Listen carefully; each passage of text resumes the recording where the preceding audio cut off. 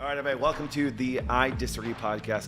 You know, I can honestly say the reason why we've named it I Disagree is because it's two words I believe that have not only changed my life, but we all wouldn't be sitting here if we didn't say I disagree. So here's basically what we stand for. In the past 3 years, there has been more disagreements, controversies, opinions, ideas, failed expectations, character reveals, surprises, disappointments, lies, beliefs, assumptions, and bullshit than ever before. Here we go. You guys ready for the first one? Turn it. Yeah, so we need to get that rash checked out in between your legs there. I agree. Right. So, Turn the oh, volume off. wow. Okay, I'm so sorry. Okay, hey everybody, welcome to the I Disagree podcast. My name is Travis. Thank you all for joining me at this 7 p.m. wonderful Tuesday evening. I'm so blessed to have you all here. I have a very awesome crew here, and I'll get into that. But first off, I want to welcome everybody online. Thank you for coming. Please, if you're watching and you like even one thing we have to say, please like it, comment, subscribe, share it, get the word out, because we actually talk about things that the government and nobody wants to talk about these days. They're all taboo. So please check us out, subscribe, do all the things. All right.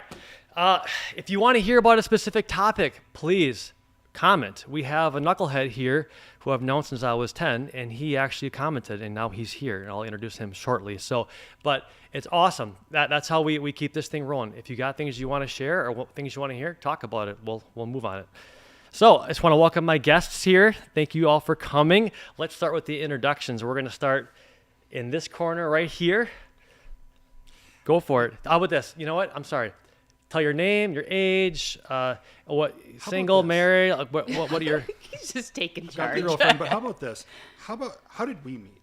Let's start there. You want to tell that story right off the Yeah. bat? So, in fact, I was working at well companies, and I was getting texts from my wife.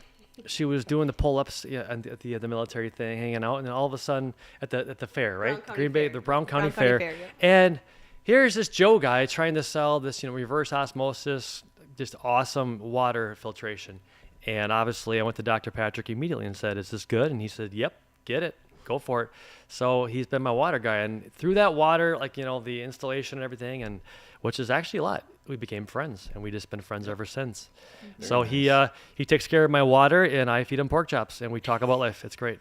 Amen. Perfect. And I know it very well that he has a lot of knowledge, and that's why he's here. So continue. Go ahead. Yep, my name's Joade Sajady. I'm the water guy. That's how I go by myself, basically. And I've been with my girlfriend for the last 9 years. We're happy on most days, arguing on most days, but it's an interesting thing over the last couple of years of what's happened to this world and everything, and how two people can just be together and then all of a sudden have something just go completely conflicting on all moral grounds. And we've all seen it now, so I'll stop with that right now for that. Awesome. Well, thank you for being here, Joe. I call him Water Joe. I don't know if it's even still around It's anymore. Joe but the water guy. I call That has the you ring to I call you Water Joe because I think of that caffeinated water that came out in the 90s. Careful It was of the one trademark. The trademark. Wow. Water Joe What's the 90s? with two E's. I don't know. All right, so I'm gonna introduce this one here. On a scale of 1 to 100, she's easily a 94. This is my wife, Sarah Frisk. Introduce yourself, sorry. Hi, I'm Sarah Frisk. Yes, I am Travis's wife, and we have 2 children, Haley, who is 19 and engaged, and Braden, who is 13 and in 7th grade. And I work here, and I love my job, and yeah, that's about it. And we have a guy to my left here. He's become a new friend of mine, and I'm so blessed that he's here once again. So I'm just giving you an introduction, Lorenzo. But go ahead and introduce yourself again. I don't know why you're telling people lies. We're not friends. I only lie when I'm sleeping. Using that term loosely there, friends. I am Lorenzo Tomas. I have a show called Random Things You Need to Know. It's on YouTube and BitChute and Rumble and Gab. And yeah, so I'm a little tired today. I'm not the same upbeat Lorenzo. But I have a feeling that whenever the conversation starts, He's going to come out to play. I'm sure Lorenzo will find his little crafty way to come out. So yeah, you guys go check out Random Radio. There's a new episode up now where we're talking. I am discussing. God damn it! See, here we go. I am discussing a situation. There was a child, right? There was a child who got released from the Hamas from the Hamas people, right? But it was a child. Oh, God damn it. It's very interesting. That child's great aunt is working for the Joe Biden White House, and she also bought art from Hunter Biden. That's Isn't that just a something? coincidence. Yeah. Best Just a artists coincidence. out there. It's all But just a He's coincidence. just getting real. started, all the people, time. so- Fake All news. Happens all the just a time. Fake coincidence. news. Fake Fake news. news. I don't believe Lorenzo, it either. you can go back to being sleepy. It's Yeah, okay. it's okay. I Don't I even get him I worked up. believe it Don't even either. get him I worked don't up. believe it either. I We're don't believe it gonna either. turn your mic off if you have any more misinformation. Yeah, I don't believe it either. So even on the offended. episode, I'm saying Has I don't political believe my own fact checked this information. yet? I mean, I've fact checked it, but you can't believe It wasn't debunked can't though. If CNN hasn't debunked it, I don't know. Well, Lorenzo, thank you for being here, man. Appreciate you as always. Oh, man. And awesome. Dana to my right. Double D. Not really though. My name's Dana.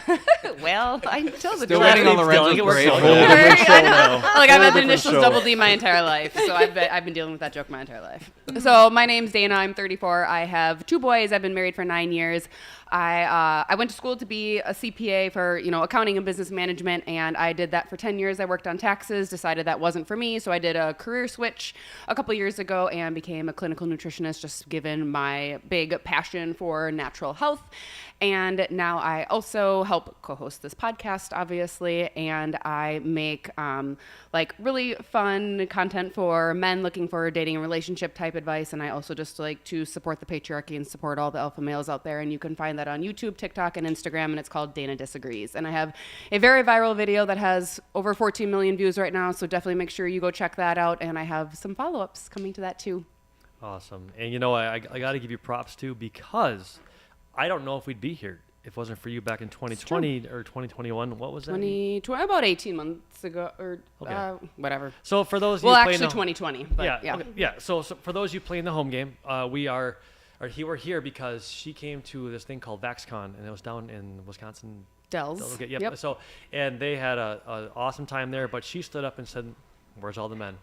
Mm-hmm. And Doc, took to that, and obviously we're here. It's a longer story besides that, but just a little short Yeah. version. Yeah. So thank you That is- for having the that courage. is the gist Appreciate of it. that. Oh, I'm also in the middle of writing a manual for men and women, just surrounding the whole idea behind the 3 M's, the mind, muscle, and money for men, and the 3 S's, the sexy, supportive, and serene for women. So watch for that coming out as soon as I get it done. And when is our merch coming out for the soy? For the soy latte pussified beta male, I don't know. I'm gonna have to get with a graphic design artist, probably talk to Aaron Krieger about that and see where that's at. I have a few ideas. Yeah. All right. We have returning Zach, who's almost Dr. Zach. He's Almost. like, right. About a month left. He sees the finish line. I do. But more importantly, I'm Zach. I am a future doctor of the Wellness Way, and I just got engaged this weekend, so there goes my freedom.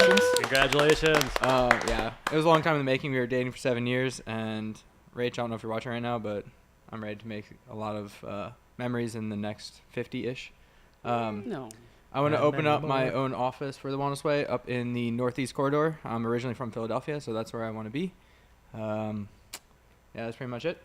And I'm Awesome. 26, so you guys referenced something earlier that I don't really know what it is, but it's called like 90s. the 90s or something. I don't know. Not really sure what that is. No. I was born in the boy. 90s. I am a 97 baby, so don't hold it Oh, over man. me. That's a 97. late I remember the 90s. 90s. Hey, I was there, okay? I experienced Y2K. You know what, Do I were over remember at it? that Different point. story, Yeah, but right? I was there Yeah. for it. But Patrick, yeah. remember that? We had high verticals and fast 40 times back in the 90s. Oh yeah, healthy bodies and good times, good memories. I Absolutely. think that's yes. like where society peaked. Like we peaked in the 90s, Yeah. maybe And the then it just all 2000s. Then it dropped just off. kind of, I don't then- know, we're just kind of dropping off. It's been gone ever since George Bush Sr. was there, but that's a whole other conversation. 9/11 kind of happened. ties to your There's not timeline. enough booze in this room for that. Patrick, you are up, and I'm going to introduce you too because this is a special moment. I know everybody pretty decently at this table.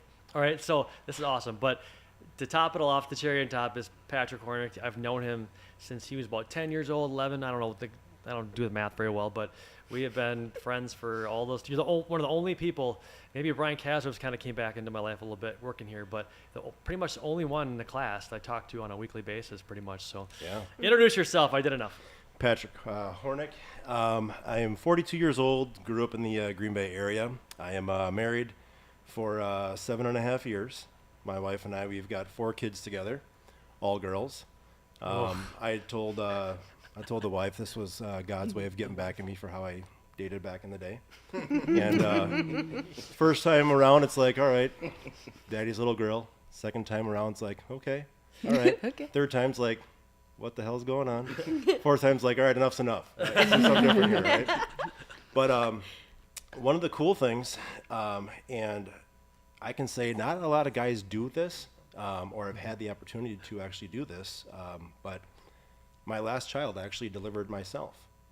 Wife and I, we were going to do a home birth, and I tell you what, you hear about all the complications, all the craziness, and don't do it because if something happens or a breach or whatever else, have a medical professional there.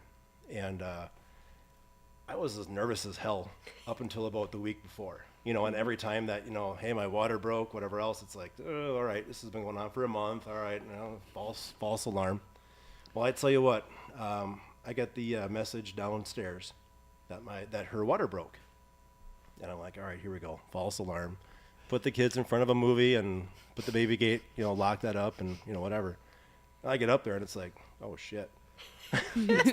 It's audible time. Yeah, it's go time. Yeah, it's go time.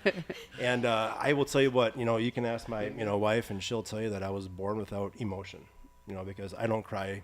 I don't really show emotion towards a lot. It's just, hey, let's get this done, right? Mm-hmm. And the only time I've ever really cried was at the time when the parent cuts the umbilical cord, the dad cuts the umbilical cord. It's like, all right, I'm giving you life, But I'll tell you what, delivering that child, there is not a more amazing moment that a man can go through. From the delivery, making sure everything was going good, making sure everything was, done correctly. Mom's doing good, baby's doing good. By the way, my wife did a phenomenal job. Yeah, I cannot thank her enough for She's the pretty job. amazing. Yeah, She she is. is. She's We pretty. like her. She's pretty badass. That's awesome. You know what's funny is Dr. Patrick, he's one of my other BFs, and he also has 4 daughters. They're amazing daughters. So what are the Because odds of that? we were just- 2 Patricks, 4 Yeah. daughters. We were just badasses back in the day, and that's the reason why. CBA. certified badass. But I will tell you one thing right now. After delivering that baby, and making sure everyone's doing fine, sitting down on that exercise ball, that ball that you bounce on to move things along. I tell you what, I got hit with a sledgehammer of emotions. Oh. I mean, it was something that I have never felt before in my life. That's awesome. And it was to the point where I broke down so hard. My wife's like, "Are you okay?" I'm like, "Just give me a minute." I can see her I'm like, I face just delivered a raised child, eyebrow. Wait, what? I mean, it was Losing blood Press in the pause on process. this right now. right. Take It your is time. Looking so like for- Hannibal Lecter. So for anyone out there that is thinking about it, I tell you what, if you're Yeah. scared, have a midwife there, have someone that's in the medical professional field there. But I'll tell you what, there is no better feeling a man can go through. No better feeling. That's awesome. That's So awesome. Well, I that's didn't a know feather that. in Man. my cap, and I like to put it out there just because I'm proud of it. Most men won't know. ever even talk about it if they did. So. Patrick's better than Good me. job. Got it. Okay. Well, guys, that was actually awesome introductions. Thank you. Normally people are scrambling to find things to say, so thank you all for sharing. So before I move on to the statements and all the things and the rules and whatnot, I want to also just remind everybody that if you want to be part of the show, reach out to our beloved Erin Walton, who is right there, who did her squats today. Congratulations. I'm giving you a shout out on the air.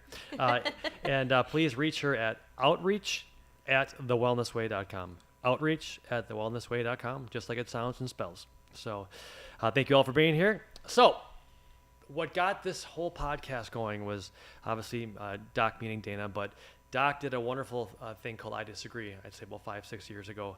And this is kind of stemming from that. And he wants to give people a platform to start talking about things that no one wants to talk about. With that being said, in the last 3 years, there has been more disagreements, controversies, opinions, ideas, failed expectations, character reveals, surprises, disappointments, lies, beliefs, assumptions, and bullshit than ever before. So it's time we start talking about those things. And we need to start talking about things and decide if we want to agree or disagree and actually have a good conversation. I don't care if you agree or disagree, So the rule is this. We don't interrupt each other, of course, but the main thing is I'm going to give a statement. You're going to tell me if you agree or disagree.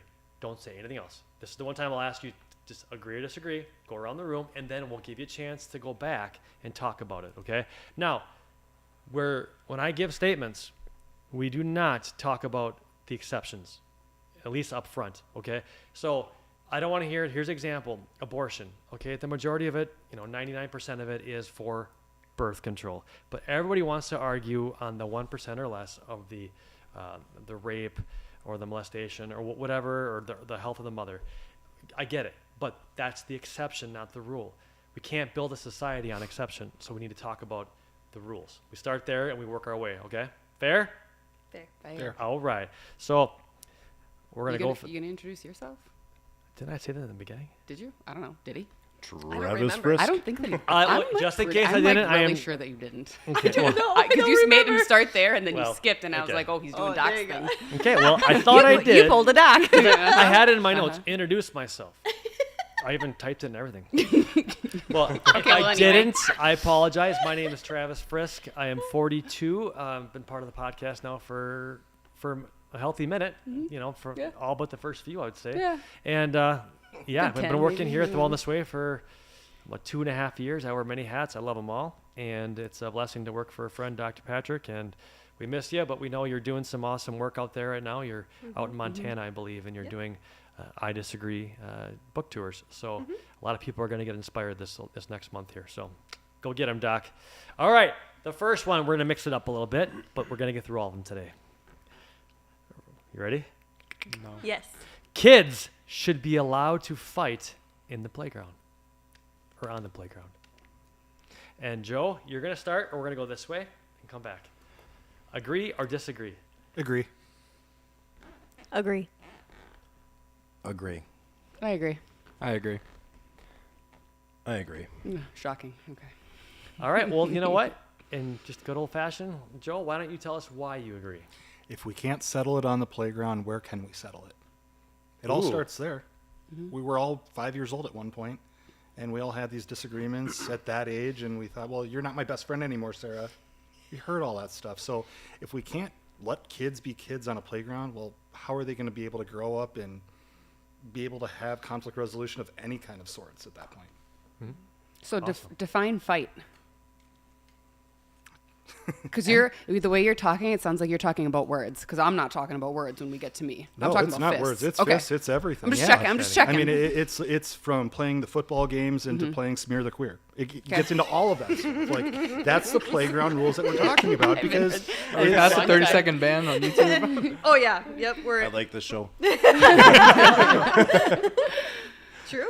it's all of that. Like, we get into high school, and the high school stuff is almost more childish than the playground stuff. So True. if you can't settle it on the playground, where can you settle it? There you go. I like that. I never thought of it that way. All right, Hottie. I would say I agree because, like, literally exactly to your point, where the kids have to be taught at a young age how to deal with conflict. And the constant, we have to be equal, the constant, you have to share, the constant of you're the same as the other person. No, everyone is built different. Everyone has different gifts, and therefore some are athletic, some are brain smart, some are, they're jack of all trades, and they can fit in whatever they want to do. But with the school system, and we've had this with our kids, it doesn't matter. Haley started out in public, and then she went to private. Braden was in public, and then now he's in a charter school. And it doesn't matter where you go. Kids are bullied. Kids want to do the whole ranking system. Who's better? Who can fight better? If you think about it now as adults, we have people that we go to for certain things. Kids are learning, who do I go to for certain things? Who do I go to if I need to have an emotional response? Definitely not you. If it's someone that I need to have a rational, discussion with, help me get out of my emotions, definitely going to you. So if we don't allow them to figure that out on the playground, they're not going to be able to do it as adults. And let's all be honest. We've all wanted to lay somebody out at some point in our lives. Every single person has thought about it. And I can tell you that my daughter in kindergarten, first couple of weeks of school, she got banned from the bus because she punched somebody in the face because they were picking on her friend and they wouldn't listen to stop and stop and stop. And so she laid him out, a boy. And I was okay with that because she was teaching her friend to stand up for herself, and she was setting that boundary of, no, you will not walk over me when I say no. No means no. And so she has brought that with her as she's grown into adulthood, and I love that. And so if we tell the kids to be fair, be kind, always be courteous, you're just teaching them to be passive and be doormats, and that's not effective. Look at the world that we have today. Mm-hmm. Speaks for itself. Thank you for sharing. Lorenzo. Well, I think that the moment that we started saying things like zero tolerance in schools, and that you were going to expel kids for fighting, for settling disputes that way, you started to see an uptick in cowardly behavior amongst all people, right? So then you started seeing people who are cowards became strong, and those who have strong personalities or who are like, they're confident in themselves, they had to become cowards. They had to become weak.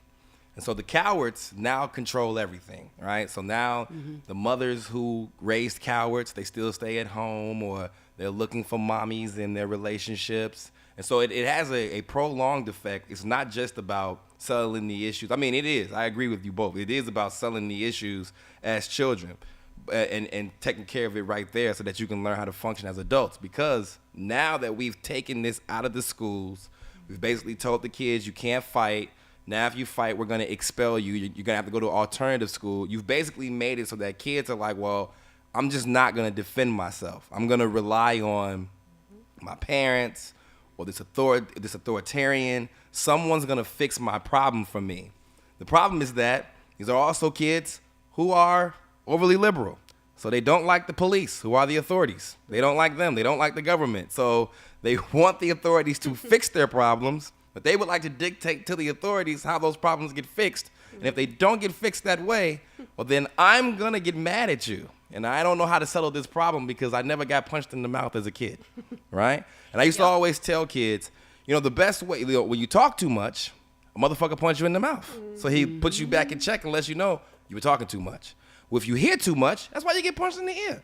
You see too much, punch you right in your fucking eye. So it's like if you're thinking too much, you get punched upside the head. That's what happens. You shouldn't have been thinking so much. So it just happens. That's something my father taught me as a kid. I used to tell other kids that. That's what happens. You get your ass kicked, and it teaches you a lesson. There are tons of people who have never had that lesson.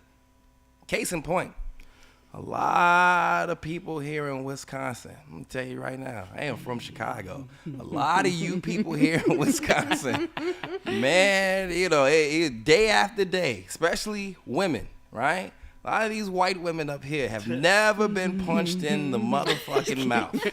Somebody at some point should have punched them in the mouth. And I'm not saying a man had to do it, but I mean, there should have been another girl who said, hey, stop talking to me like that. And then when that girl kept going, they punched her right in the pretty little lips.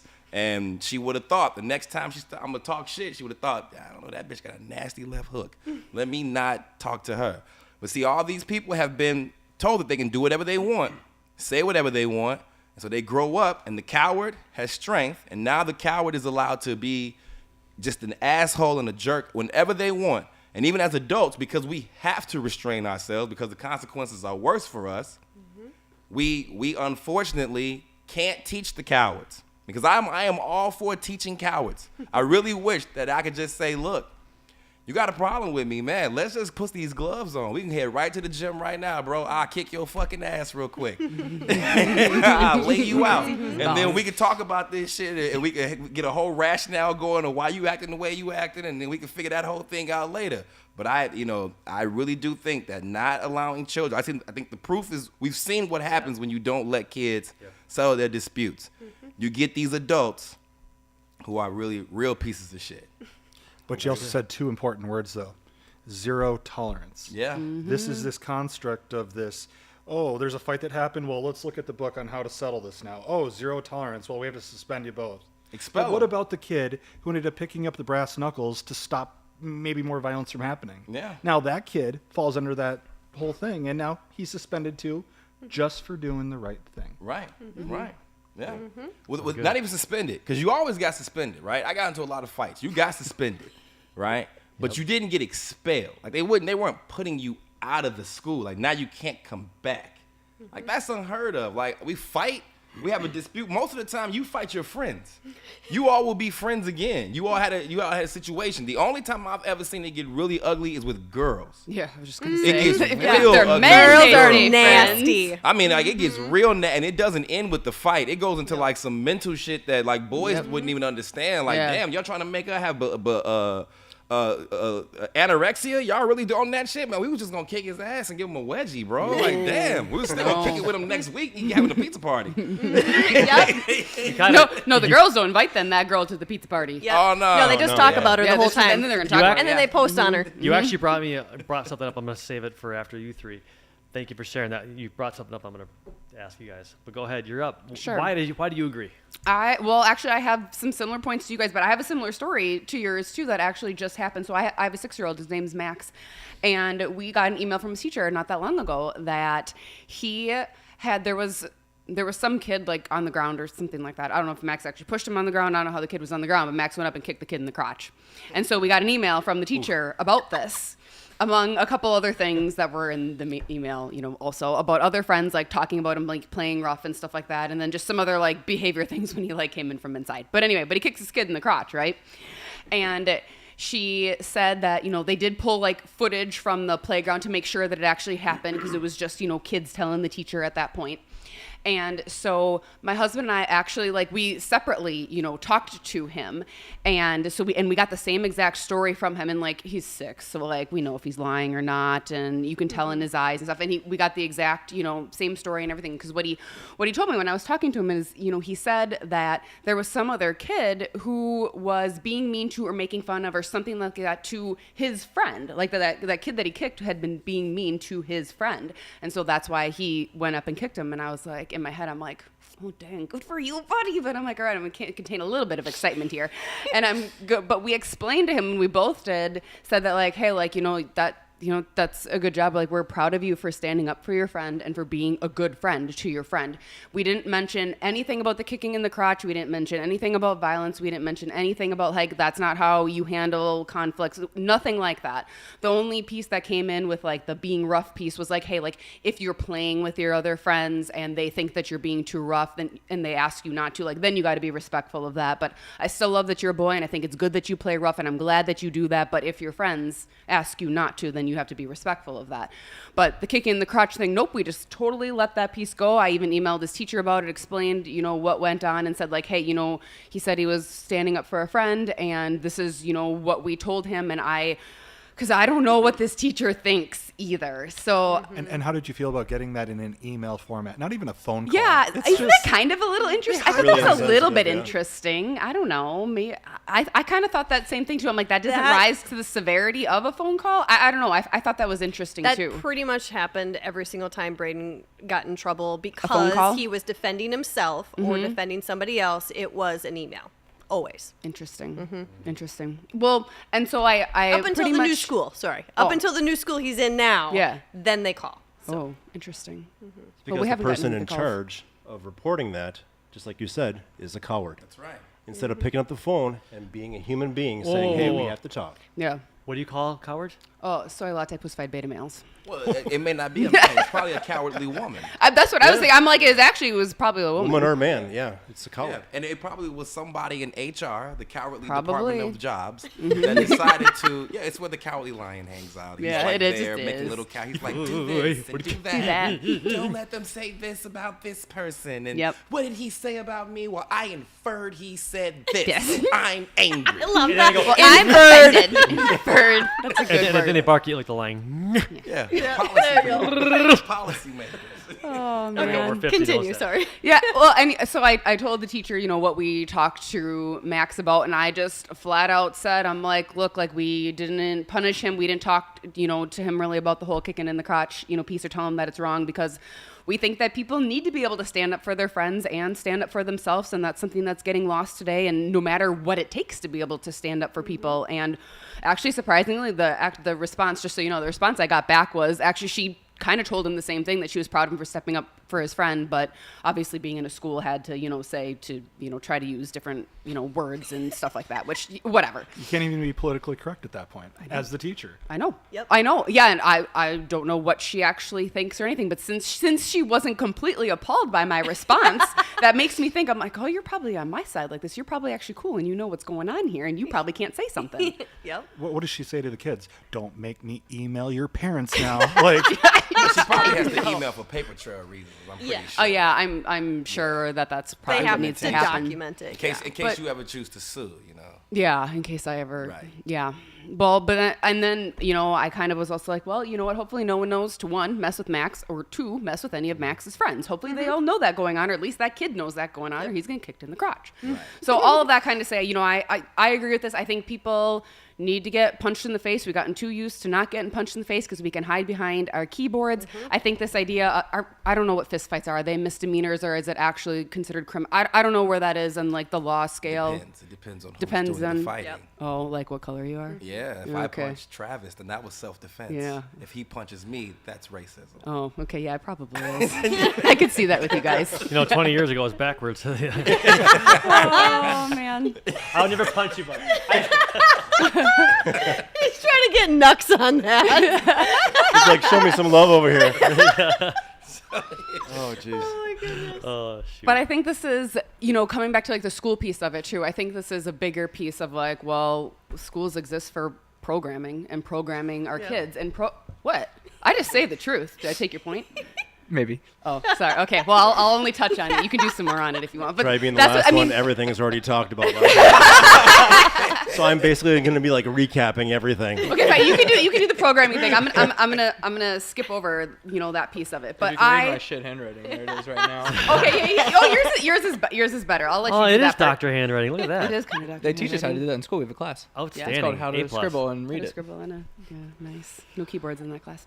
Well, Talk anyway, about programming. The programming. you really are a doctor. Oh, absolutely. Tolerance. You were talking about that too, and it's funny because we've just been preached at of like how we have to tolerate everything. But like, no, we shouldn't. We should probably punch some people in the face and cut some people's heads off, but definitely punch some people in the face at this point because we shouldn't be tolerating what's going on. That's how we've gotten to the state that we're in now. So we need to actually stop tolerating all the bad behavior that's going on now, and we need to like step up and do something about it. And I don't think it's bad that that's happening at younger ages, and I don't think it's bad that it's happening somewhere at school. And I think I've kind of talked about this before, but okay, if you have a dog and your dog shits on the floor, what do? Do you talk to your dog about how, oh, Rufus, I really didn't like that you shit on my carpet because now it's stained. Well, no, and you need to know his emotional state. We read a book to him. well, yeah, well, after you ask what the dog's pronouns are pooping first. outside. Right. Yeah. Make sure you know get your the dog. Yeah, sorry, pronoun. make sure you It's know a your dog's pop-up pronouns. book. And get permission to talk to him.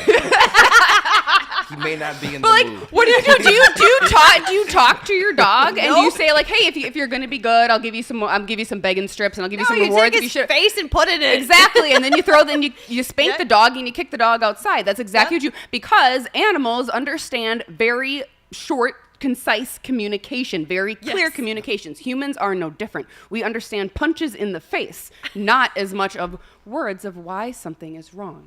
So that's kind of my other piece. That's how humans learn. That's how humans learn the natural order of things and who's in charge and who actually has authority.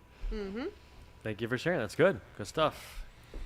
All right, so as always, I had to get my thoughts out on paper. So I think on an individual level, I'll get to the school programming in a little bit, but on an individual level, you have to figure out your own strength. You have to figure out where you stand amongst your peers. Because if you don't know that, you're going to be floating around, and you could be the strongest motherfucker out there, but you might not know that. Or you could be the weakest, whatever. Soy latte pussified beta male. Thank you. And you would think you're top shit. But honestly, if you don't have the ability or the situation where you can really fight out someone, you'll never know. Like, if you can't get punched in the face or take a punching or give the punching, you'll never know where you stand in that. And honestly, real life punches you in the face, figuratively. So if you can't take a punching when you're younger, all of a sudden you're seeing this development of, like, Karens and shit, of where they come out and life punches them in the face, and their response is, well, someone will help me. or something, or I'm just going to lash out emotionally against whomever, Yep. whether it's, typical like cash register individual who's probably in high school just trying to make it, Yep. make some extra money, but they take out all their aggression on the wrong It person. happened to my daughter when she worked at Festival. Yeah, It was just like, exactly. oh, this is what Travis was teaching me about. Got it. Yep.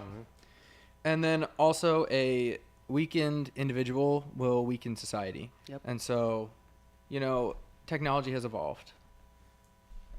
Our society hasn't really evolved. And the thing that hasn't evolved at all is schooling.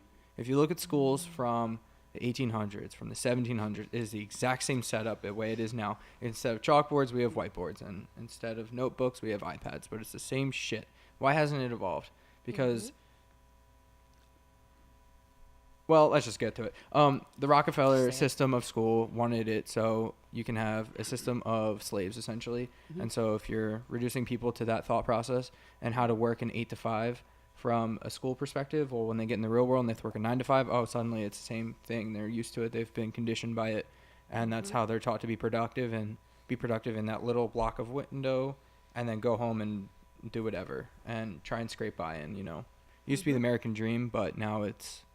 like, okay, well, you can't really buy anything with that money anyway, so you might as well just scrape by and have these little tiny things they'll throw you a little bone here and there to keep you in place. And so Yep. I agree with that. Yeah. so What do you? Oh, I know. Being that Well, to you and I have recap thoughts. everything, you guys have already taken my thunder. I do agree with all the thoughts and the talks, about this. One of the things I'd like to add to it is that, take a look at like when we were, kids and our parents would talk about, when they were on the, school grounds. And it was like if your dad came home and he got his ass whooped, well, your dad or your grandpa would say, go back out there and you knock his ass out tomorrow because you established a pecking order, The problem is that, and just to recap, like everything else here, we have turned into a Karen society. We have turned into everything is based upon emotions. Everything is based upon, well, this is what the textbook says. This is what the, this is what the agenda is supposed to be in the event that something happens out of the ordinary. Instead of handling it like adults, instead of being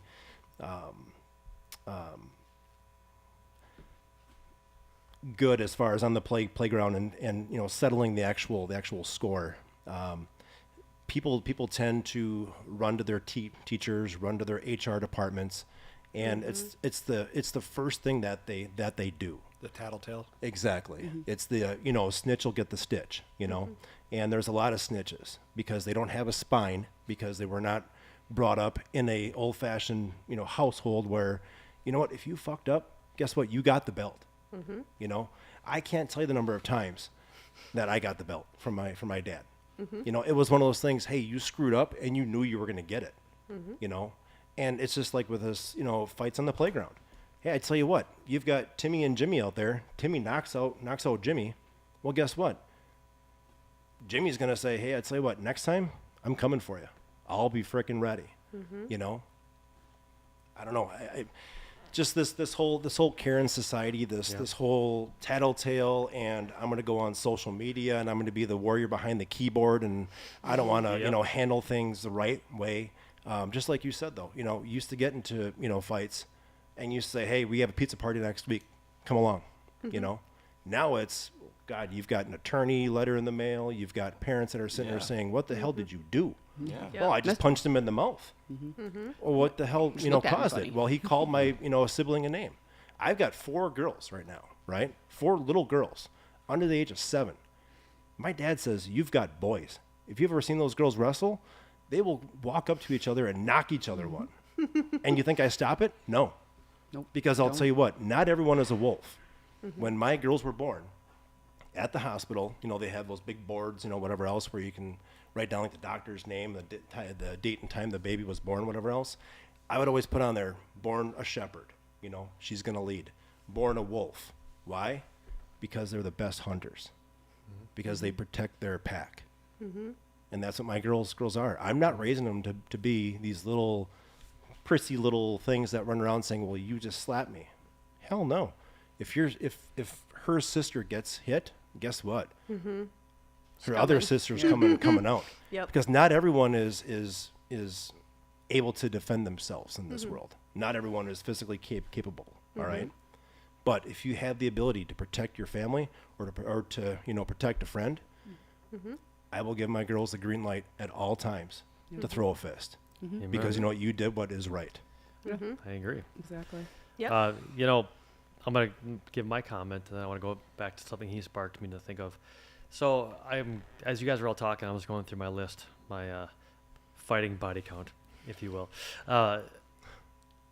Early on, I'll never forget this guy named Troy Mikolajchuk. I was probably 5th, 6th grade, I don't remember. He was in 8th grade. He was definitely older than me, hit puberty. I had not. And I was playing basketball with my neighborhood crew, Paul Piat, my brother, Troy, John Juber, just all the people. And Jed Bowerzak and Troy Mikolajchuk show up, and here I was like kind of the alpha of the neighborhood, right? And I didn't even know what this meant at the time, but I called Troy a fucking lesbian. And the next thing I know, I'm seeing the sky and I'm seeing stars. Was this the date rape thing? The date rape thing? No. Oh, never mind. Different story. I apologize. It wasn't the date rape drug. It was chloroform. Oh, okay. And by the way, it was chloroform. I smelled it. So, but All right. but and I tell you this because I got my ass whooped by a bunch of people that were older than I was, and even some people in our grade, like Aaron Lindstrom, got me pretty good. Annie Ottinger, and I'm actually thankful for them, because later in life, I didn't lose. You need the ass whooping and the ass kicking to become that humble person, I believe, to have self-control, know when to pull the trigger, so to speak. That's called being a sheepdog. It's kind of funny you mentioned wolf. I actually always like to use, there's 3 types of people in this world. I know this is not what you meant, but I'm just going to say anyways. There's 3 types of people. There's sheep, and that's what we see. That's probably 90% of the population. That'd be the cowards. Yep. Actually, maybe a little less than that, 90%, but that's the cowards, the sheep. And then you got the wolves, the ones that are doing evil, and they know they're doing evil, but they're doing it anyways for their personal gain at the expense of other people, like the Rockefellers. And then you got the sheepdogs, and I see a lot of them sitting here today. I became a sheepdog through the ass whoopings and the ass kickings. And I thank the friends that did that to me. In fact, you and I used to fight in my basement against people. You fought Josh McMahon one time on my 16th birthday, and I fought Denny Freeland. That was quite fun. Remember that? Dude, we used to have boxing matches downstairs at your parents' house. Yeah. And there was only one rule. You do not hit in the face. And I'll never forget, Travis was, were you going against John Jonas, I think it was? I don't remember. And you guys were just battling it out. It was just brutal body shot. And I'm like, God, this is like watching Rocky, because Rocky is known for like chopping down the Russian, right? Just body shot after body shot.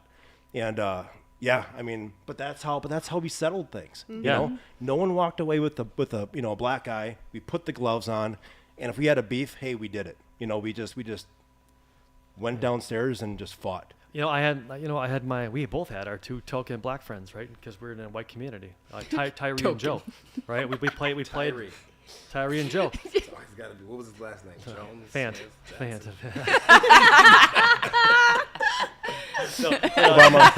Obama. No, but I'll be honest. Like, those are 2 guys that taught me and Patrick how to be self-control. We play one-on-one, and they would whoop our ass physically, and then all of a sudden we got better and better and better. And the next thing you know, we're playing one-on-one. I didn't want to play this guy anymore because he's got the biggest elbows. I mean, he has this guy. He misses calling in the UFC because he's got the craziest elbows, especially when he's rebounding. He knew how to get that ball and clear. But him and I used to fight on the basketball court. We never actually fought, fist to fist, but we fought other ways. We fought each other hard. I was bruised and battered, and I'm hoping vice versa, because you taught me a lot. I was 100% fine. There is I'm just kidding. Travis, delete that statement. No, but no, it took those moments to become, the men that we are. And it took the ass kickings that I took to say, you know what, I'm not going to do this anymore. So I started working on, martial arts, working out, just not just doing nothing with it and becoming a coward. Because if they would have brought that whole school system into the play right in the middle of my ass whoopings, I probably would have been a pussy for the rest of my life. But see, the thing is that everyone needs to take a step back in life, whether it be in a fight, whether it be in career, whether it be in, marriage or, whatever else, because that determines who you actually are. that shows who you are, what kind of guts you've got. You know, I mean, whether it be in high school and you get your mouth, you know, bloodied up. Hey, I tell you what, instead of sitting there saying, I'm not going to go work out, guess what your ass is going to be doing? Working out. You know, it's the same thing when it comes to sports. If you're on the second team or you're the third team or you get cut, guess what you're doing the next time? You're working harder. So for anyone to say that, well, you shouldn't get into a fight, that builds character.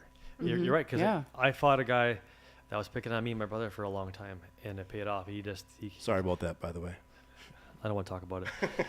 but seriously, no, I'm going to just circle back to the wins and losses. You know, it's made me the sheepdog that I am, and that's what I'm trying to raise our kids to be.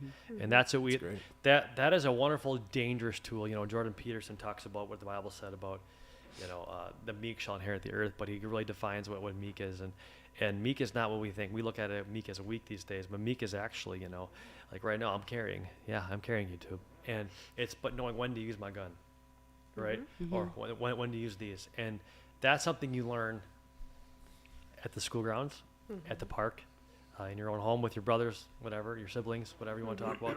But that's how you do it. Not sitting here behind an attorney or a principal or a teacher, HR. Who's probably a former hippie, you know, HR, yeah. But yeah, anyways, that's you're going back to what I wanted to talk about is this. Do you believe anxiety is higher due to lack of fighting? Yes. Ooh, Who wants to go first? I'm sorry, what that's a was good that? point. Do you believe that anxiety is higher due to lack of fighting? I can't remember what you said, but it triggered me to think of that. That's why I wrote it down. You know what? Because you triggered it. Why don't you go first? Yes, because now speaking up for yourself is considered fighting, right? So even having a disagreement of thoughts is considered fighting, right? Now it's all verbal. Like nobody puts their hands on anybody, right? So now they're afraid of a menacing look. They can't. I mean, exactly. They're all on Xbox Live. They're not even next to each other even in the same room. even in real They don't know life. how to interact. They're all keyboard You warriors. should listen to Well, Xbox even in real There's a lot life. of things. I just spoken emailed in you that. and told you sucked. Well, even in real life, right? So for instance, in a lot of the urban communities, that's part of the reason why there's so much violence. Is there's so much gun violence because a lot of these guys, they're not settling their problem. There's no man in the home to teach them go out there and fight or no. Like how it used to be a grandmother or somebody older because there was a man in the home, somebody's grandma was around. So then it'd be like, no, y'all go out there and y'all fight. Now it's, well, the example is, I'm going to just go grab this gun.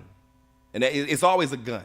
It's never a knife. So I don't know what OJ was up to. You ain't black, I guess. I don't know. Joe Biden, you ain't black. So, but I don't get it. I don't get why that, I mean, that's part of that. That's a big problem is that. But I do think that, yes, because now people are not comfortable with having conflict. So even like Sunday, I'm with Queen and we went to go get some deli meat and there was a woman and she was very rude and I said to her, hey, you. Just like I said, hey, you. I want to talk to your manager. And she said, oh, I'm sorry. So I said, I don't want to hear all that. Where your manager at? The time for I'm sorry's is over. That's done. And I'm not that kind of guy who's going to say, oh, okay, nah, bitch, I don't want to talk to you. So where's your manager? And so she was like, oh, I mean, you know, he's not here. I said, what's his name? And she told me the name, Doug Kirschling. I got you, Doug. And so, Come on the show, Doug. explain yourself. And so your We staff need to talk sucks, about bro. this. Your staff sucks at festival, bro. And so Which location? Which one? the festival in Menasha. Right next to the goddamn CVS. I see you, Doug. I'm coming to see you. So, and if you know Doug, you tell Doug I'm coming to see you. FBI is shutting us down. All I have is a hangover now. Doug. So this lady, I mean, she couldn't even stand there, and then she started like apologizing and talking. I'm like, move to the side. You. And I'm talking to the other one. I said, you. I want to know, where's your manager? This one has been very rude. It's the second time I've dealt with her. That's it for me. I'm done with this situation. I don't want to do this anymore. She went to the back and started crying. The other one? No, the one who Oh, I the- was talking, oh, the one the- who I oh. was talking about, she went to the back, started crying. No, Oh, man. I'm gonna just go to the back. They had to get somebody else to cut the meat. I'm like, man, look at all this inconvenience that this person is doing. Fire this motherfucker, dude. She sucks as a person. She can't work, and she's a coward. And she was doing all that, and then they were like, I guess they told Queen something like, oh, she's got some mental problems. I was like, yes, Yeah. she sucks No as shit. a person. Yes, there are Yes. people who suck as people, and their mental illness is I suck as a personism. I suffer from I suck as a person osis. I'm sorry, I suck as a fucking person. That's what the problem is. Ridiculousness. She couldn't handle a person giving her feedback on what she's doing. So I can only imagine what is an evaluation like for her boss, Doug? What is an evaluation like, bro? I can now feel bad for you. My bad. Yeah. So how does he tell her to go do a better job? How does he say, hey, when we have customers, I need for you to do like this? Is she gonna say, oh my God, Doug, you were so mean to me? And Doug is probably like, Doug, you probably are a really good dude, Doug. I'm sorry. And so Doug is probably like, nice, big round belly, nice guy, got like Yeah, Doug's not skinny. probably got like in his 60s, like I'm about to retire in a few years. I just want to get this stupid woman on board so I can get the fuck out of here. I got a trip to the Bahamas. I have a Bahamian Rihanna looking chick over there. And I'm gonna leave this one for. I can't wait. And so Doug is probably Doug. Shout out to Doug. He's probably on his way to go be with a Rihanna-ish looking somebody. He's about to leave this Wisconsin mess that he has here. And he's like, I'm about to go. I don't even care where we live. We can live on the beach. I Yeah, don't we're care. all a bunch of And this Karens. girl Bad is ball. messing up his plans. Man, messing up his whole entire plan. Now you gotta deal with this angry black man, and he's like, I don't even need these kind of problems. I don't want to deal with either. Now, This is Doug, why I now, give you nuts all the time, man. and now Doug's got anxiety. Yeah, now Doug has anxiety. See how she had anxiety from me because I had anxiety from getting the wrong type of meat, and then I told her, hey, I need this kind of meat, and she go back there and give me the same meat she just gave me, and I'm like, all right, hey, Doug, I want to talk to Doug. I want to talk to the manager. But this is what I'm saying. She's got anxiety because she's not used to somebody saying to her, Yep. you're doing something wrong. You need to, and she's used to it being obviously said like, could you ever consider maybe doing it this way? And then Just like what you were talking about, Dana, with the whole let's talk about it. Do you Oh, talk yeah. to your dog after Right. it craps on the floor? right. It's- Exactly. I mean, all of these things. She probably just needs to be punched in the face. Well, it's just like how on Random Radio, and I'm glad you brought this up. It's a good opportunity to plug. So on Random Radio, the channel that you all should be watching after the I Disagree podcast, that has me on it. And then there's a series of episodes I do called Women Should Not Be Driving. And it clearly shows all these women who should not be behind the wheels of cars. And take a look at the people who need to be punched, kicked, slapped, hit with a 2x4 in the face on these videos. We got people cussing out the cops. Immediately, they walk up, hey, miss, fuck you, what the fuck, me, bitch ass. It's like, what? I said hello. Was Doug riding shotgun? Man, I don't know, but I feel bad. Doug was for probably in the back. I haven't heard from this guy over In here. her defense, though, because she has what'd you call it, the I suck at life-osis? That's a serious thing. I mean, come on. That's a big accusation, though. I want to come to her defense a little bit here because, is this wanna hear really this. her fault? This goes back to the playground. Yeah. Oh, yeah. When we were all growing up, we were out with our friends. My mom would lock the doors, come back at sundown. When was the last time a mom told kids that these days, period? Never. It doesn't Can't happen. because you'd never see them. They'd be abducted. Yeah. Maybe in They're out in Mexico. traffic. I don't know if any abductors would want these children. They're not the kind of. Oh, trust we me. were fun There's- kids, right? They want to steal us. There is. Well, our kids are cool. The other ones, Yeah. yeah, they drop them off and block down, going, nope, done, get out. Yeah. Okay, continue. Sorry. But it's the playground. It's how we grow up. It's how you mold those people. They're sponges at Yeah. that age, and that's how they're going to be the rest of their life. And if you take that away from them, you get people like you're talking. I suck at life-osis. Yeah. And, So, yeah, and it goes back to what we did to black people, the '94 crime bill. I mean, over the last 100 years, there's just one thing after another, after another, after another. And when you put them all together, now we can see what they actually did. and everything.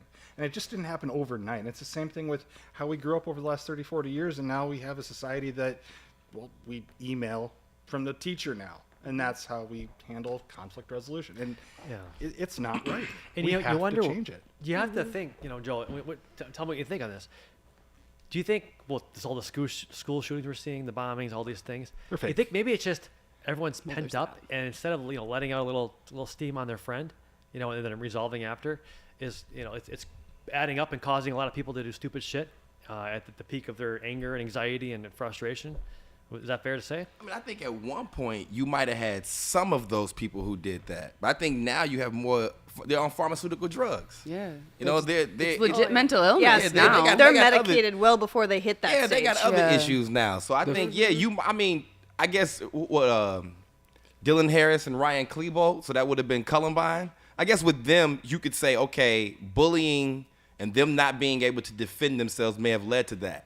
But I don't think those guys would have ever been able to. They may have needed somebody like you said. They may have needed like somebody to be a wolf to like, no, these guys need defense. Mm-hmm. But they were strange, and then they were kind of weird themselves, and then they weren't really social with others, so they ostracized themselves because instead of them probably fighting at like 10, somebody's telling them to fight at 17. Yep. And they're not ready for that. They're like, well, that's not what I do. I'm gonna go grab these guns. I'm just gonna shoot up these schools. I'm gonna shoot up all these people. Mm-hmm. I think you guys. All right. Disclaimer: I can't turn the chiropractic off. So I think we're missing something. The food supply has drastically changed. Yeah, let's go down that Yes. way. 80% of the signals that go to your brain come from your gut. Yeah. So if your gut is messed up and the microbiome in your gut is tanked, because our food is filled with garbage. It's not even food. It shouldn't be food. No. It shouldn't be classified as food. Yep. If Before you your go on, brain, this is to feed on what you're saying.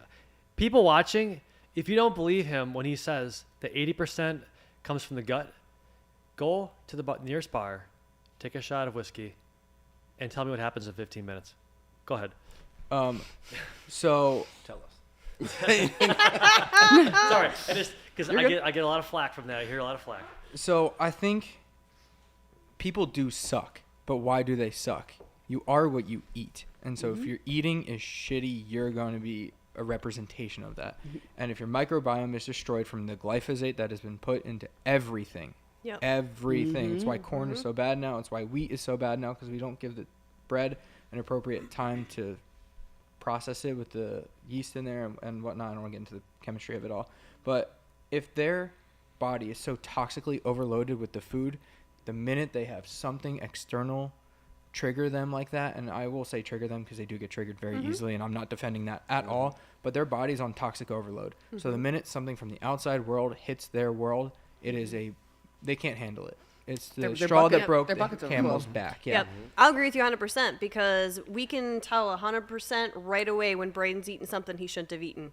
The way he thinks, the brain fog, he can't answer as quick, or he becomes super moody where all of a sudden we're like, whoa, where did that come from? It's instantaneous. You can totally tell.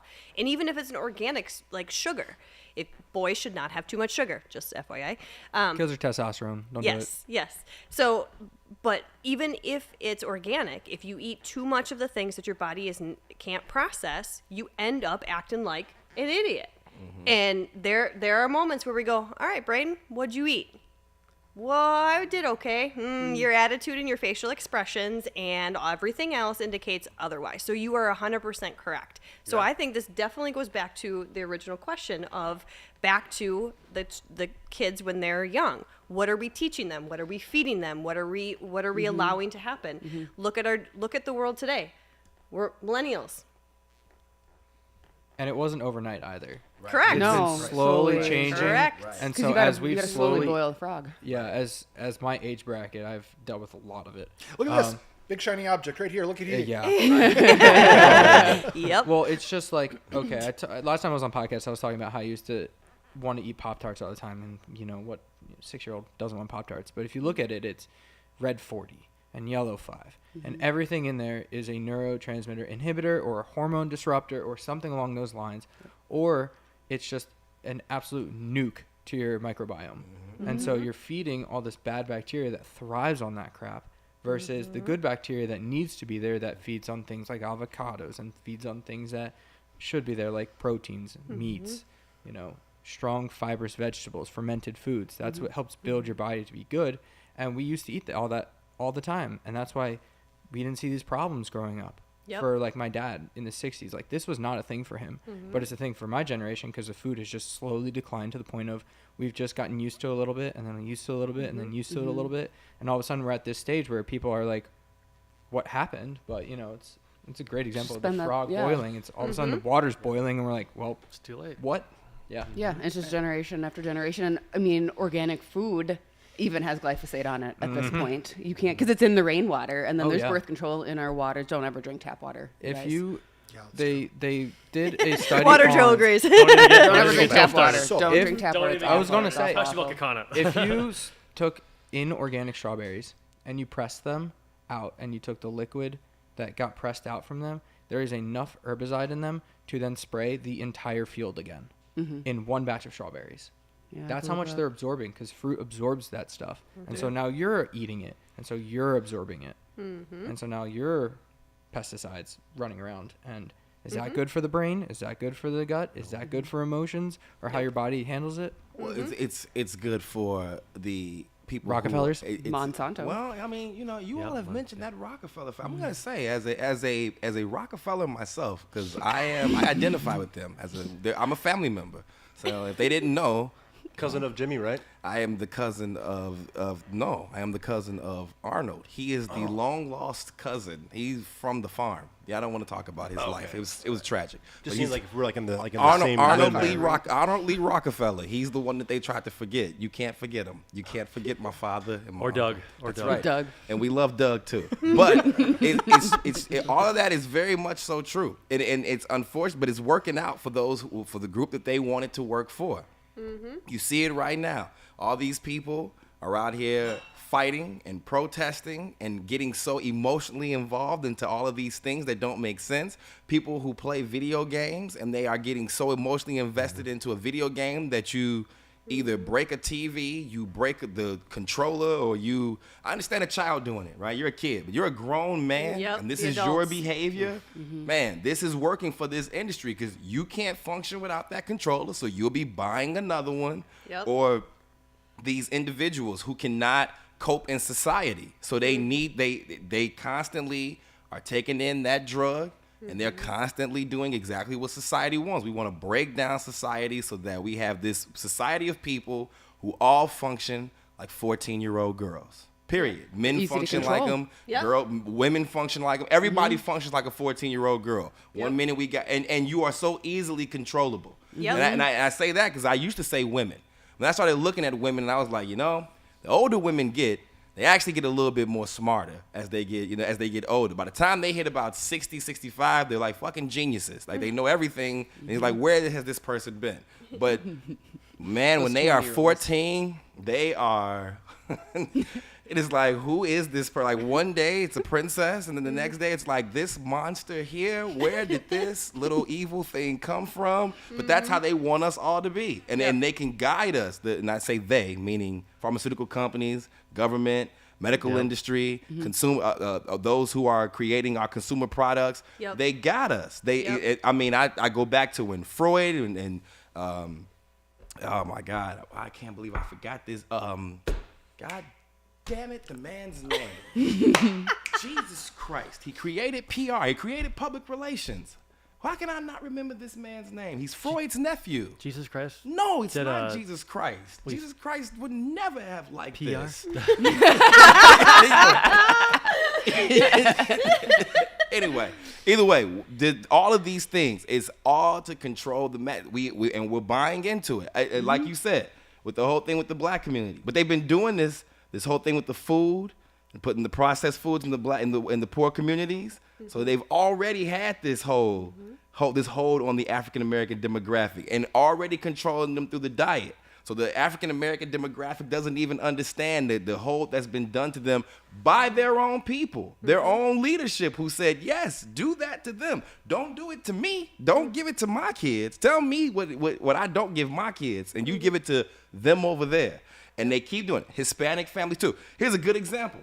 Here's a good example.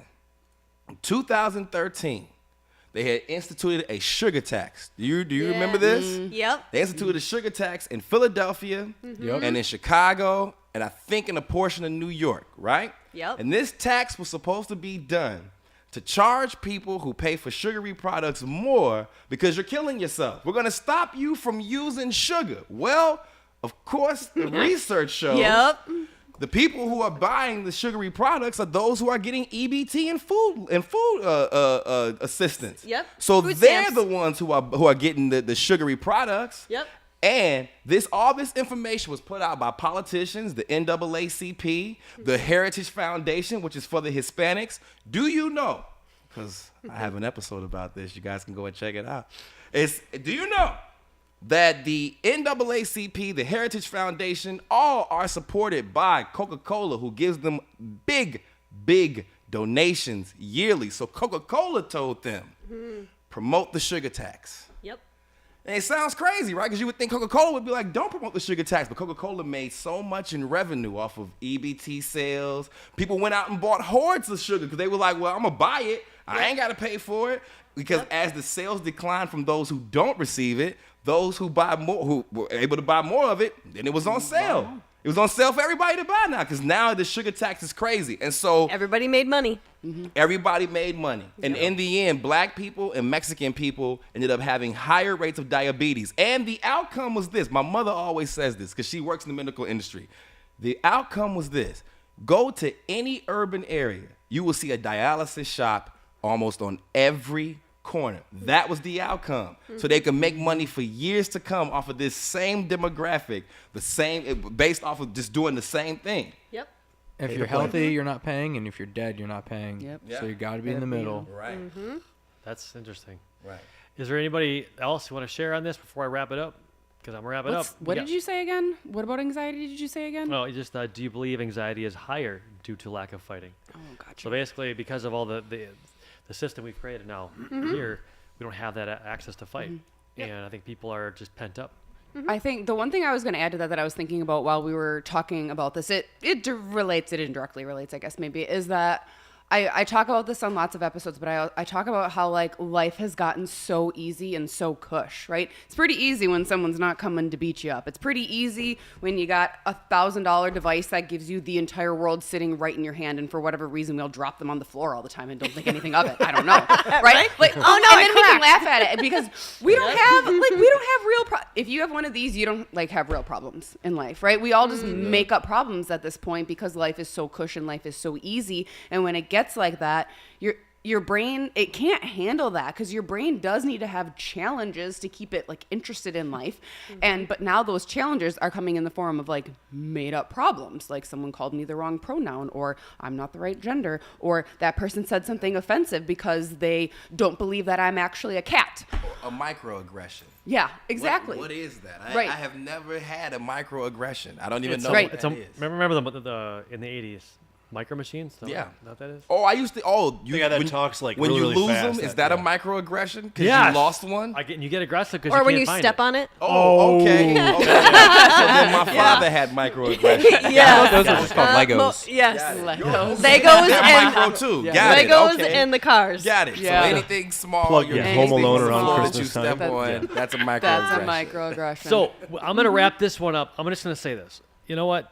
If Braden came home or I got a call from his teacher that he just Hopefully. cold cocked, fist to the face, not an email, and I find out why, and it's for the right reasons, I ain't do nothing, because what he's doing is he's establishing himself as a sheepdog, but he's also teaching that kid a lesson. Yep. Get humble, or you're gonna find out in a hurry. And when you get to the real world, I think that's why people are freaking out too, because they think it's all, sunshines, rainbows, unicorns, and therapy puppies and safe rooms. It's not. It's not at all.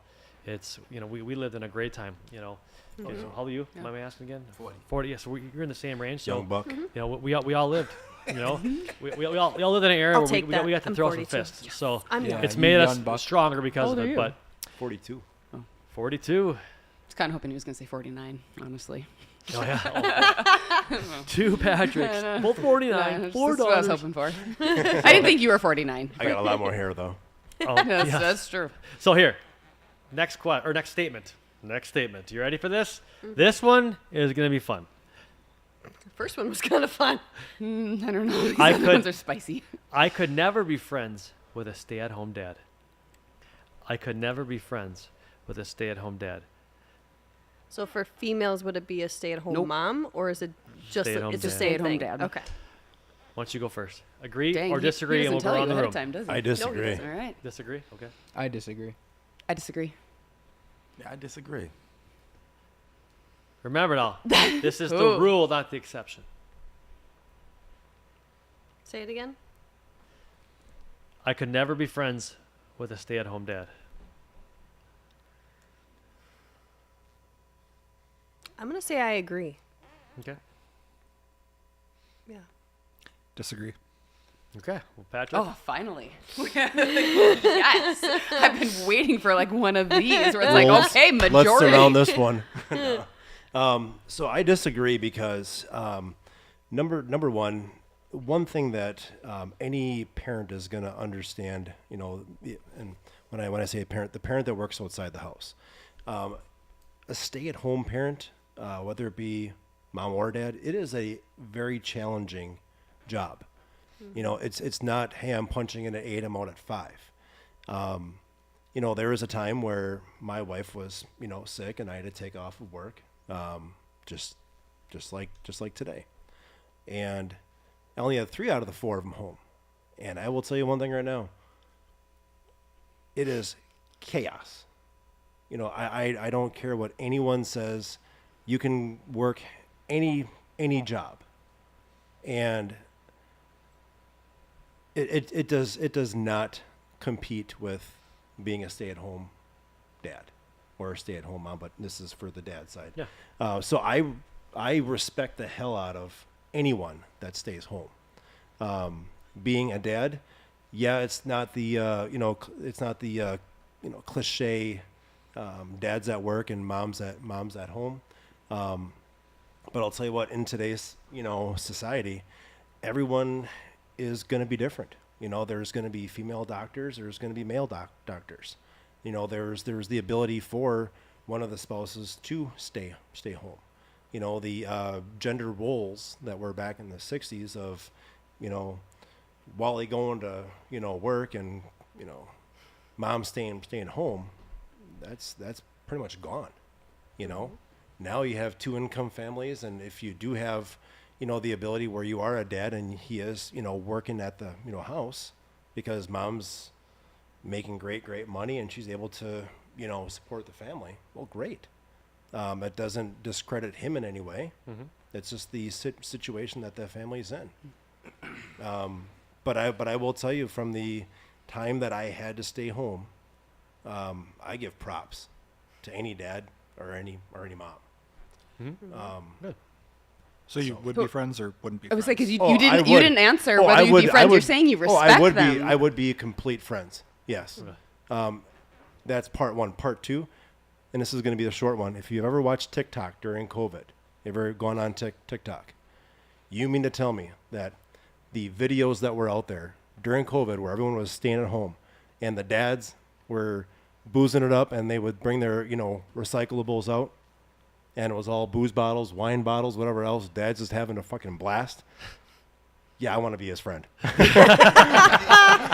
Them boys, when the kids are asleep, I can guarantee them boys are having fun. I can guarantee they're saying, "Hey, jump on Xbox Live. Let's freaking play Madden." Kids are asleep for an hour. Let's go. Yeah. I got the tequila out. Let's do this. But I think So, I think it's fair to say with that COVID's the exception, because how often does that come around? It'll probably come around this year. Oh, Yeah, I was gonna say Well, we're only a until year it away does. from another Until one, it does. actually. Yeah. So Elections You coming. mean the Chinese flu? Yeah. Yeah. Setting them Yeah, up. what, is it herpessyphilitis this time around? Gonosyphil herpelades. Oh, that one. Yeah. That's just oh, that's a good one. same. That's a different one. Same bug, different strand, kind of like Omicron to COVID. Yeah. It's the gift that keeps All right, giving. it's your turn. Go ahead. You We go ahead. digress. So to answer this question, I'm gonna go anecdotally and then I'll go like societally. So anecdotally, Rachel's family was a stay-at-home dad, and being a stay-at-home dad doesn't mean you didn't have to have success in your previous life. Her dad was a super successful tech guy in the banking world, and he was given the opportunity to have a payoff and be he could walk away for a paycheck, and that's what he did. And he ended up being a great stay-at-home dad. And so her mom could keep working and is still working to this day to support the family, but he was at every single field hockey game that her sister played. Rachel was a cheerleader, so he was at every single cheer competition from literally Maine to North Carolina. He went to every single one of them. He was always there for the girls, doing whatever he could to support that family. He was doing the typical laundry. He would always cook at home. He'd make these great meals. He'd plan these themes for her when she was growing up, and that's all she kind of knew in her like active memory. And so there was nothing wrong with that. And I think it really allowed their family to bond because he could hold down the fort at home, and he could keep the family together as a unit when he could run the house. And I think that brings me to my next point of society at large is, they're trying to destroy the nuclear family. So if your dad's at home, that is what they're afraid of. They're afraid of the dad being at home to teach the kids to not be able to be the future Karens of the world. They're at home to teach their sons and teach their daughters to be the sheepdogs of the world. They're there to actually be in the home, teach everyone, and then also when the mom comes home, she can kind of just, get home, I'm tired, and do nothing, and the dad's there just to keep it all together. But could you be friends with him? Of course. I'm dating a product of one of them. Well, I guess now I'm engaged to one of them. Wow, all right. Sorry, Rach. Just because we're talking a lot about was like habitual. Travis, we're edit going that. straight to the thing of like defending that's like okay, and we're not really getting the absolutely. piece of like being friends with. You know what I mean? Oh, Because absolutely. that's the automatic that everybody wants to go to. Also, how old was he when he stayed home? I'm just curious. Do some math. I'd say probably around 35. Yeah, okay, that makes sense for what I was thinking. He wasn't going to be in his 20s, and he wasn't going to be in his early 30s if he's doing what you said that he was doing. So he was. I read this book. It's called Kings of the Kingdom, and it goes through like the stages of men's life, and they actually talk about. It's called the king stage, but if men are in the king stage, they actually make like the most excellent dads a lot of the times, not all the time, but a lot of the times, because they are able to be a little bit more involved because they've already done the building their empire thing. So that's why I figured he had to be at least a little bit like older in terms of like a parent. So Yeah. Well, since you're still talking. since I'm still talking, yep, I said that I disagree. So the reason, the angle that I'm going to come at this from is I feel like saying I could never be friends with a stay-at-home dad would be the equivalent of me saying I could never be friends with a Democrat, or I could never be friends with an atheist. And that's not true. I have friends that are atheists, and I have friends that are Democrats. I even have a couple friends that are both atheists and Democrats. And so I know. And I like them. And I get along with them, and we talk great, and it's great. But so I feel like that statement's kind of the same thing where it's like, yeah, I don't have any friends that are stay-at-home dads, but I feel like, well, in theory, I probably could be friends with one of them because I have friends of all these other kinds of walks of life, so we probably could be friends. Now, I'll caveat that to say, though, or get, a little more granular, a little more specific here, that, okay, I'll be like probably friends with them, but they're not going to be the people that I'm probably doing life with. And they're not going to be the people who are in my really inner circle, because I don't have probably a whole lot in common with them, because they're doing the kid thing and the at-home thing. And I'm not really built for the like at-home thing. I'm built for the things that I'm doing right now. And I'm in a season now, especially of building and grinding and doing like a lot of like the work things that really fuel my soul. And I love my two little boys, but I'm not meant to really just like stay at home with them. I love that parents stay at home, and I don't care if the dad wants to stay at home, if that's what works for his family. I love when moms want to stay at home. I have a ton of clients that are stay at home moms, and I think that's great, and I think we need more of it, but that's not what I'm doing. So I don't have a whole lot in common with those people, and that goes for the stay at home mom too. A stay at home mom, if we really want to make people mad, they're probably not making it into my like tightest knit inner circle of people either, because of the season of life that I'm in.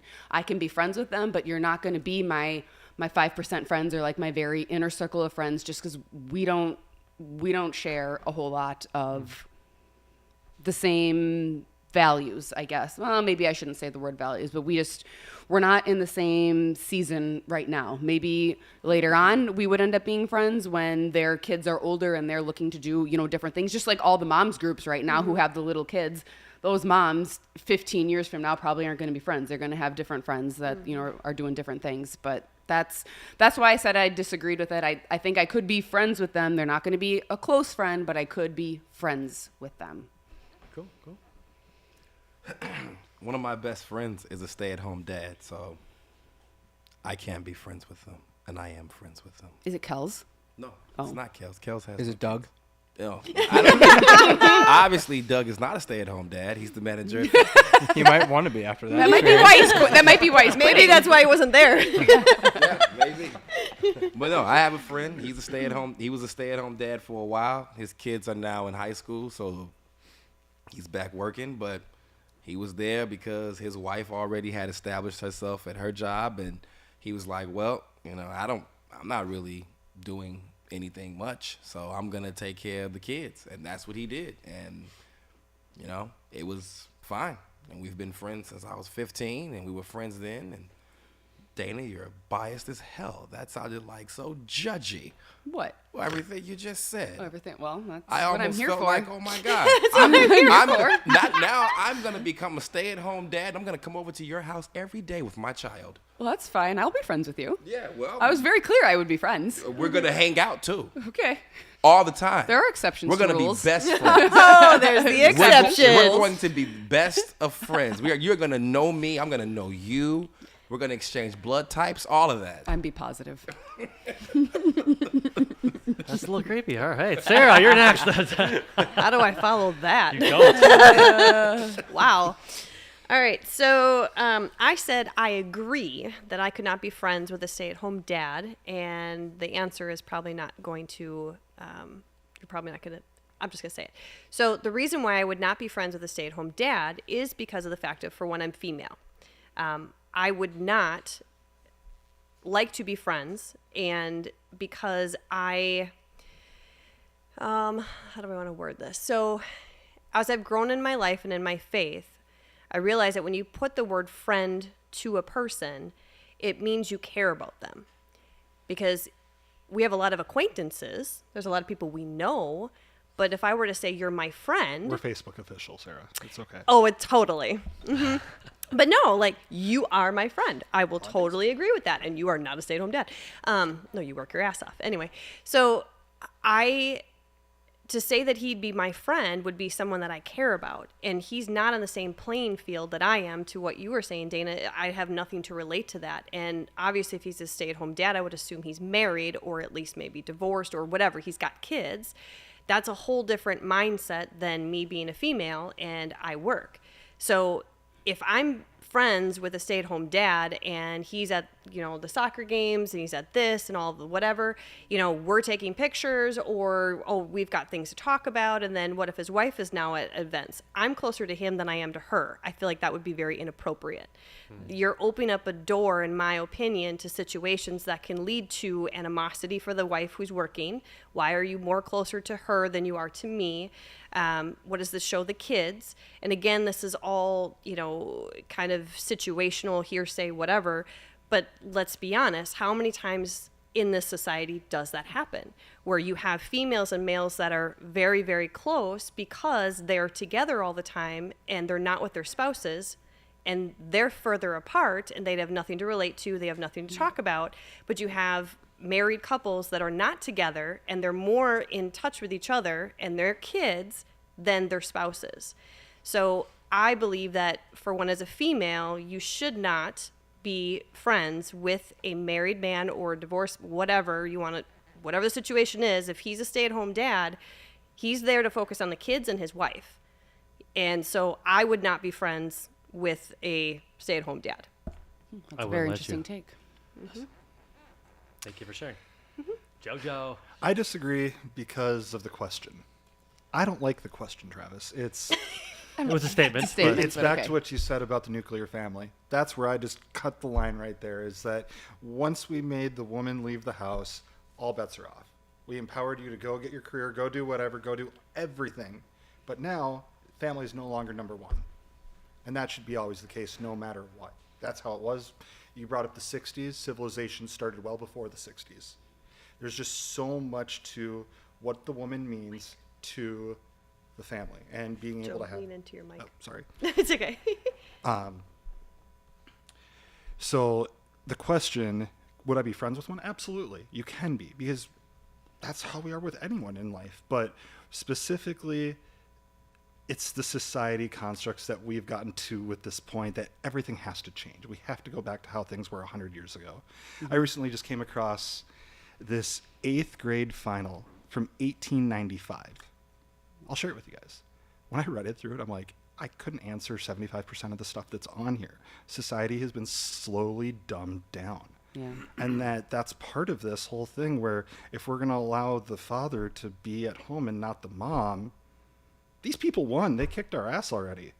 You want people at festival foods that can't even help you at the deli counter? I do that. There's your sign. Dad was probably at home, not the mom. Yeah. This is, it's not a very abrasive comment or a Well- statement, you know what I mean? But this is a hard one for me because I have a friend who is the husband of our top nurse practitioner. But is he the exception or the rule? So I had to think about that. But I thought about it from all the angles. But because believe it or not, I do think sometimes. Anyways, so what really got me was the word never. Yeah. Never is what made me say I disagree. But there's a lot of me, and I have to reflect on the flip coin of that too. I look at my inner circle. I don't see any stay-at-home dads. Is that on purpose? I don't think it is. But what I'm trying to do is I want people in my life that are going to speak into my life that have value. And although a stay-at-home dad has value, I can't relate to it. So therefore, would I be a friend with them? I don't know. I don't know the answer. But I think overall, it's the key word, never, that got me to say I disagree, because I never want to say never. I hate using absolutes. So I think if we would reword the statement, it would be a much more pleasant conversation maybe, but that's not what we do. We try to make it, make a rule out of It's everything. your statement. You're supposed to agree with it. I know, I'm not. It was a statement that we all came up with, but I thought about this because it came down to the word never for Dana me. did not come up with that statement. Well, Did we have stay-at-home dads 100 years ago? 200 years ago? no. So what changed? So here's what changed. Women have been told that they can do what men are supposed to do. The and now feminists. men are becoming. Soy latte pussified beta males. Can you be friends with a soy latte pussified beta male? No. Are you asking think- or are you saying? I a think statement? I'm asking. I think I'd probably draw the line there because I think there'd just be a little too much maybe like whining going on that we just wouldn't be friends in general. That was a good one. I like that. I'd be so annoyed. Yeah, I'd be like, Could never. oh, you're like the women I don't like. And it'd drive me Exactly. nuts. I am not friends with any Karens for a But- reason. but That's let me what it just would be like. but I really want to come back to this. So my GUI center is this. I am old-fashioned. I love watching my dad take care of us. And Mom, she got to do part-time jobs. She saw fit, and she was good at that too, but it wasn't a necessity. Dad's job was the necessity. He hated his job. He had pain. He brought pain all the time. He was struggling, and I saw it. He had it down to the minute within 20 years of his retirement. He did it. He sucked it up. We're capable of doing that. We have, if you want to go with science here or health-wise, we have the hormones that are consistent for it. Now we're asking women to do the same thing a man does with 4 different weeks in that month, in that cycle. So, Amanda, you mentioned, I'm going health here for a second, you actually married 4 wives. Yeah. Each week the hormones change to help make sure that, obviously, you know what I'm talking about because you have 4 kids. Yep. So, they're not meant to be that way. I would love to see a man be able to take his family and support him on his own, but we don't have that anymore. We've turned it around, and now we're almost, Doc takes good care of us, but we're a two income home. Because we have to be, just to have the You lifestyle. can't live Yeah. on one income anymore. It's Yeah, because impossible. we're not going to eat crap food. Yeah. Hashtag Bidenomics. Yep. So, but Agreed. I'm old school. So Yeah. unless you got the exception, in my opinion, where you got a sugar mama just bring in the bacon. You know what I mean? I get it. But I'm telling you right now, I think men in general, if you were raised up right and in a strong man and being a sheepdog, you won't stay home. You shouldn't stay home. You have too much to offer the society. Instead of having some, Boss bitch? Wait. Boss what? bitch, soy, Yeah. pussified. I don't, yeah, bit- I'll come up with one of those for women too. Yeah, I'll yeah. think on that. But now you're taking yourself out of society. You're keeping yourself in the home, right? And now, and here's the other thing we haven't talked about yet. You're putting more pressure on your spouse, your wife. So you're putting more pressure on her to be successful when she already is under pressure with just being a different person every week. I have a question on that. So, Zach, you said that your fiance's dad stayed home. So, has there been conversations, or was there conversations in the home when they were younger with the daughters to explain that this is an exception, not the norm, so that the daughters don't look at the dad being home as a situation of that's what I want from my man? I think they very much understood that it was an exception. Okay. I mean, I think, okay, so this brings me back to the point I had a comment on one of the things you said, because, you know, he was the dad amongst the women at the cheer competitions and the field hockey games. And I think that they understood that it was the rarity that the dad would show up to all the games, because very rarely did the other dad show up. But I think that, and not that this happened with him, but I think if one of the dads is closer to one of the other moms of the kids, then I think that's a poor reflection on the relationship at large, and not so much them as friends or the situation. I think it's just, if that's what's occurring, then, you know, the two couples are somewhere in a communication deficit that's allowing to be. And if there's no consistency or communication at home, then that's what leads to those kinds of problems. But if the home is strong enough, then that thing won't, there'll be a boundary that exists that it won't get to that stage. And I totally agree. Absolutely. And that's awesome. I love that, because obviously she sees you are, you know, becoming a doctor, and so you're going to be working. So I told her I want to make her salary that she makes in a year in a week. So there you go. Nice. Good. And that's awesome. And that definitely, in my opinion, I believe is the exception. But kind of to your point, Joe, in regards to the traditional family, a lot of the traditional families are all falling apart, and you end up with, there are more opportunities for having an emotional affair nowadays than it is the opposite. So that's why I had asked to make sure that having that understanding, or those girls, because Doc says it all the time, you know, teach boys or have boys realize that life is hard, but for girls to teach them that life is hard, to have the actual conversations with them, but to beat the boy's ass. Yeah, make life hard. Yeah.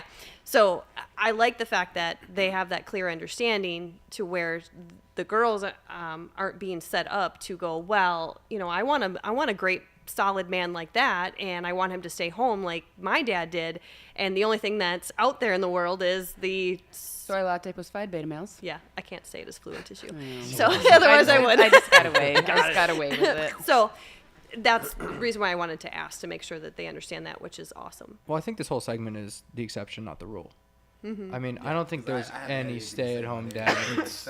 Yeah, I think stay-at-home dads are the exception, and They're becoming very common, if though. you've It's almost like 20%ish of stay-at-home parents, I think. I looked it up the other But day. are those really stay-at-home dads, or are they just dads or are they just staying working at home? Yeah. I mean, think You know, that's what that was. because I've been my wondering buddy that too. Arius was a real, like, he did not want Erica to quit her job, but he knew that she had to go back to work because she liked what she did, and he was like, well, I'm in between jobs, I don't have to work, I can just take care of the kids. Like I said, and that's why I haven't had anything to say about that situation, because he is the exception. Yeah. He is not like most men that I know, and we are still friends because I respect him as a father. Like, he's not raising his boys, telling them this is normal. He lets them know, no, I stay at home. And he always tells them, I stay at home so I can kick your ass. That's why I'm staying at home. So See, he now still that's is, good. Yeah. Right, he still is a father. Like, he's not like, oh, I'm coddling them. No, he's like, I'm gonna be at the football games, I'm toughening them up. When they had fights and Ethan ran home, he was like, what you running home to me for? Let's go back down there and whoop that Mom's little, not home. you know, let's Yeah. go whoop his ass real quick for your mama get home and she start whooping my ass. So let's go. And so you take him back down there and then they fight, and then he like have to explain it to Erica later. Like, yeah, I took him down there, and she like, well, why you got him fighting the boy down the street? And he's like, hey man, that's just what happens, man. You want me staying home? I punched Larry in the mouth when he was 15, okay? So That's awesome. how about just like the daycare aspect of it? Well, daycare for children, what is it, like $1,100 a month or something like that? That's like cheap. That's at a Man. shitty That's- daycare. yeah, it's shitty. Yeah. Yes. So at that point, as the other spouse, you could just not work and stay at home and do a better job than actually paying for the shitty daycare. Then. Yes. Have you seen the statistics on single women households versus Yeah, I single was male just households? going to ask Yeah. you to rephrase that because you brought that up when you were sitting over there a few weeks ago. I did. Yes. If you look at the success rate of children that come from single male households, it is almost statistically insignificant relative to a dual parent household. But if you look at the statistics on children that come from single mother households, they are way worse off. Yeah. And I agree you with look at the that. black That community makes at a lot of large sense. Yes, of like that makes since sense. Community is a good LBJ example. destroyed the nuclear family. Yeah. You know, even through the civil rights movement, 75% of black households were dual parent households, and That's now right. it's mostly single mother households, and you see where the 83%. community is. Yeah. And so having that male in the home really helps. And I'm not just saying like the stay-at-home dad, but having the male and the father figure in their household really can shape a child's life. And so I don't think it matters if they're stay at home or if they're out in the workforce. I think if they have that presence and that ability to lead their family, because stay at home doesn't mean they're not doing anything either. Right. And they're not Yeah. just sitting on Oh, their yeah. hands doing Right, nothing. Yeah.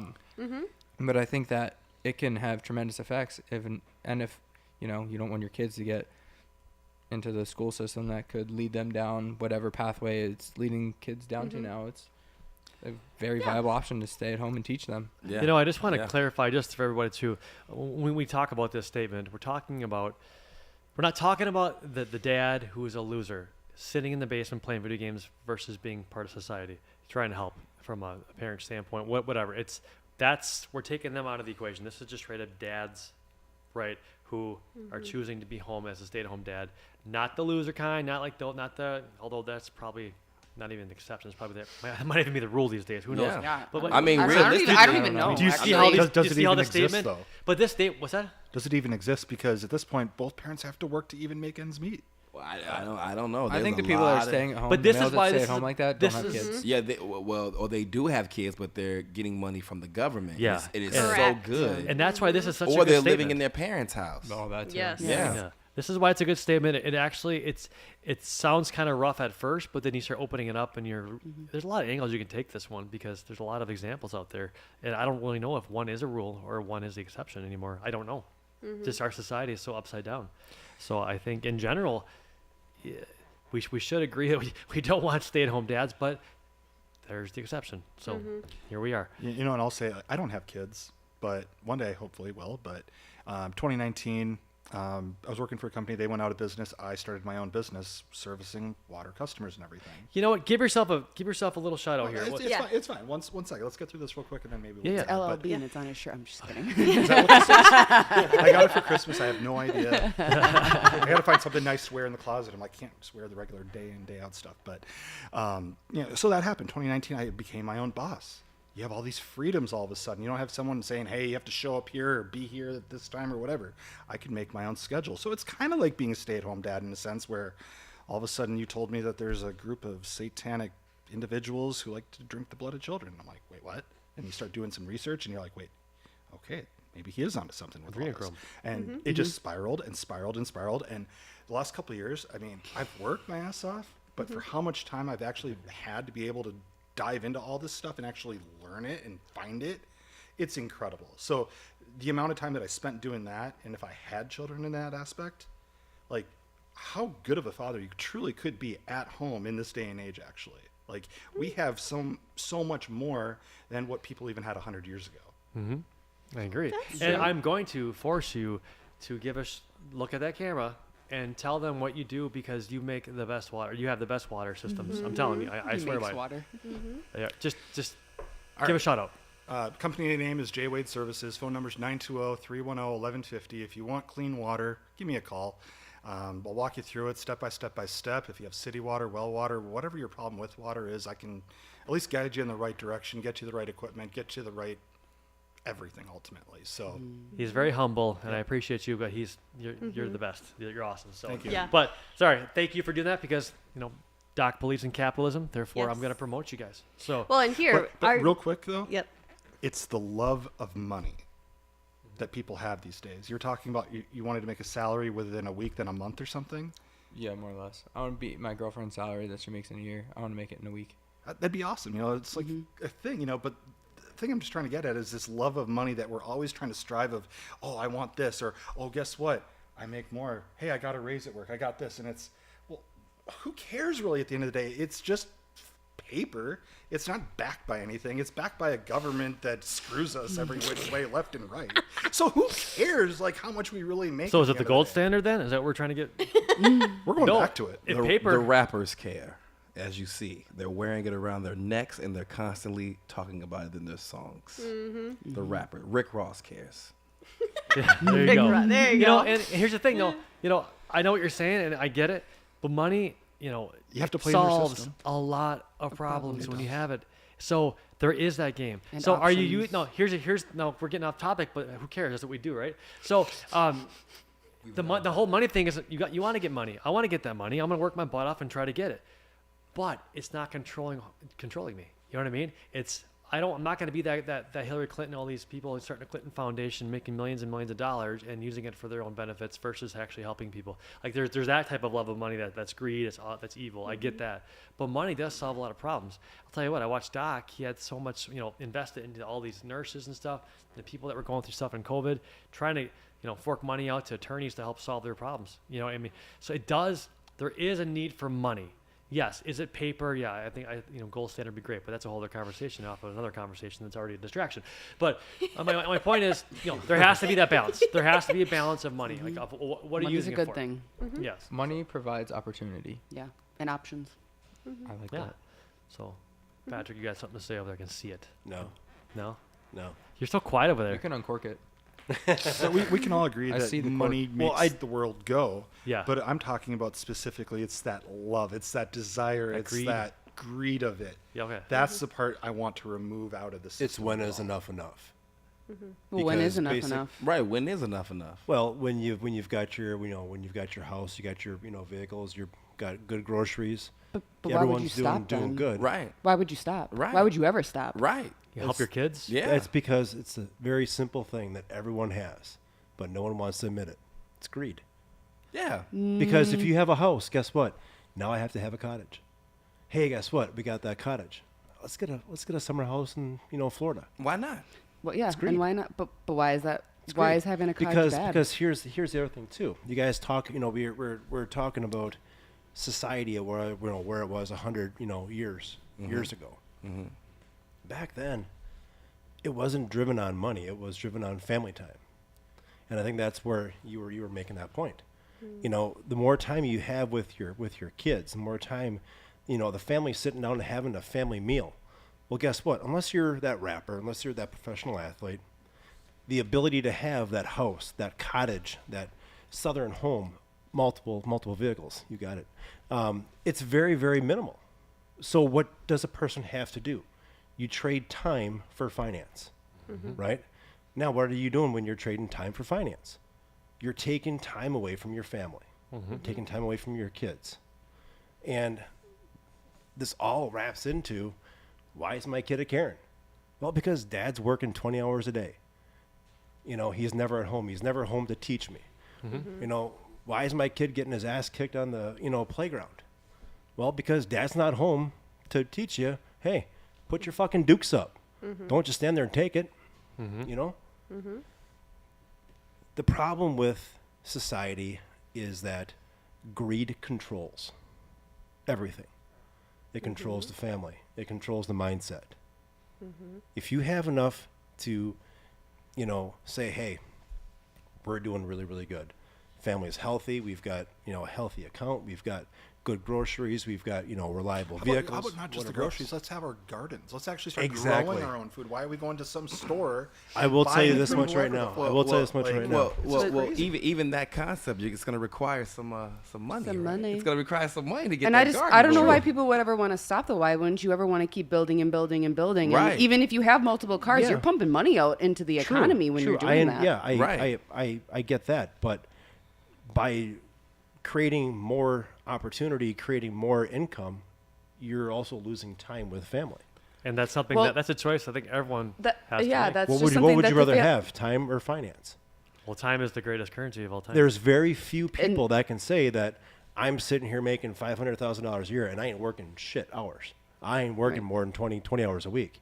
So for the average person, you trade time for money, which comes down to what do you want? When is enough, and when is family the most important part of being a dad, being a mom? Well, and that being probably a just comes down to like how you parent and stuff too, because Mm-hmm. I mean, arguably we've talked about this a lot of times too. Like dads shouldn't be home at 5 o'clock every night. Dads shouldn't be home every night, maybe in general, because they should be out working and building and providing for their family. And that's just something that kids can understand, maybe through the help of the mom. I mean, my dad wasn't really home during the week. I knew without a doubt my dad loved me very, very, very much, even though I only saw him a couple days out of the week. And so you can still build your family even if you are putting a lot of time into your mission, right? Because the core of the masculine is his mission. And it's being competitive and aggressive and being really ambitious. That's his core. And the core of the feminine is its intuition and its radiance, and it's nurturing and it's compassionate, and the masculine and the feminine are these complementary opposites that are supposed to go together. So the woman is a little bit more about the family, but we got to recognize that the masculine, his number one is his mission, and that comes before his woman and his family does, because it's his job to go out there and provide and to build. And I guarantee you, because Doc has told this story, I guarantee you, if you go ask kids like, hey, kids, like, I got to go travel for a while, but if I do that, we're going to be able to go to Hawaii for 3 weeks every year. What do you want me to do? Kids are going to be like, yeah, I want to go to Hawaii for 3 weeks every year. You know, I think Well, part that's of like it, putting a World video game example. out in front of a kid saying, hey, you want to play it? Well, of course they're going to say yeah. Well, I think here's You the know. thing. So I think let's take this a step even further. Let's go down the rabbit hole. That's what we do. I have a son. He's at the best age right now. It's phenomenal. I love it. He's 13. So he's starting to learn how to use his body, catch, throw, shoot the ball, all the things. So what I used to do is I would spend every waking moment with him, because, you know, I only had half the time. And earlier in his life, I had less than that. I had to fight for that every last drop. So I used to spend all the time with him. I got nowhere. I lived paycheck to paycheck, and I was a good dad. But now it's weird. I spend more time working, okay, and I choose how I spend my time with him different. Now, my time with my son's gonna be different than your daughter's, okay, but what do you think he likes more?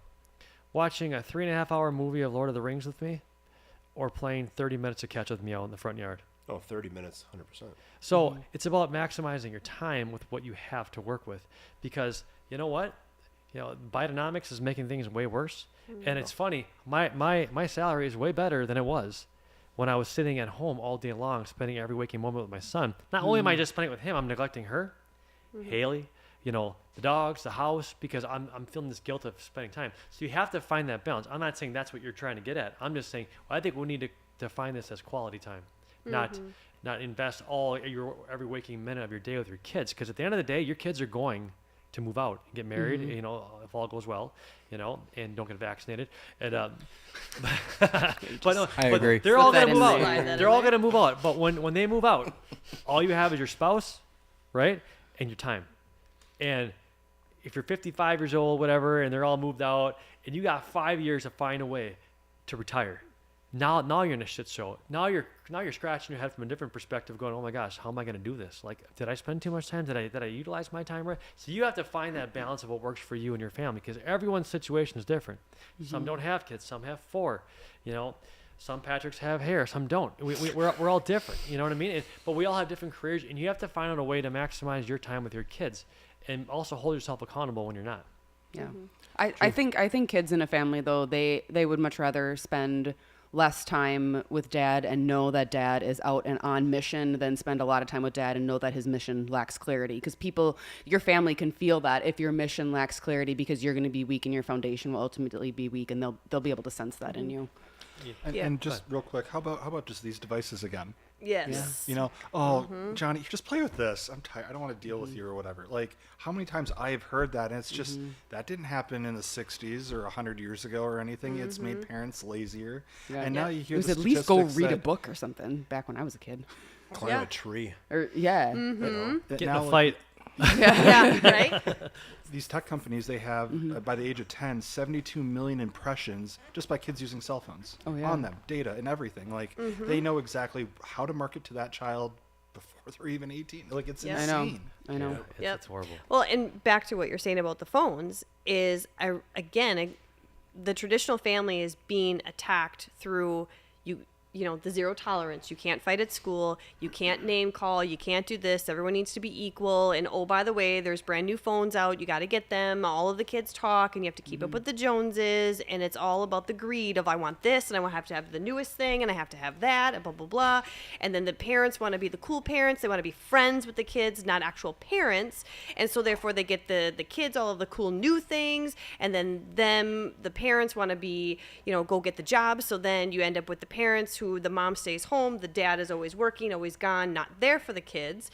And then it turns into, well, I want to be able to get all of these things. So then I'm going to grow up the same way. And then it just slowly indoctrination of splitting up the entire family, drawing in the greed of I have to have the new phone, I have to have the new clothes, and oh my gosh, how many necklaces do I have on? And do you know this artist? And did you see that new YouTube video? And did you see the new show? And blah, blah, blah, blah, distract.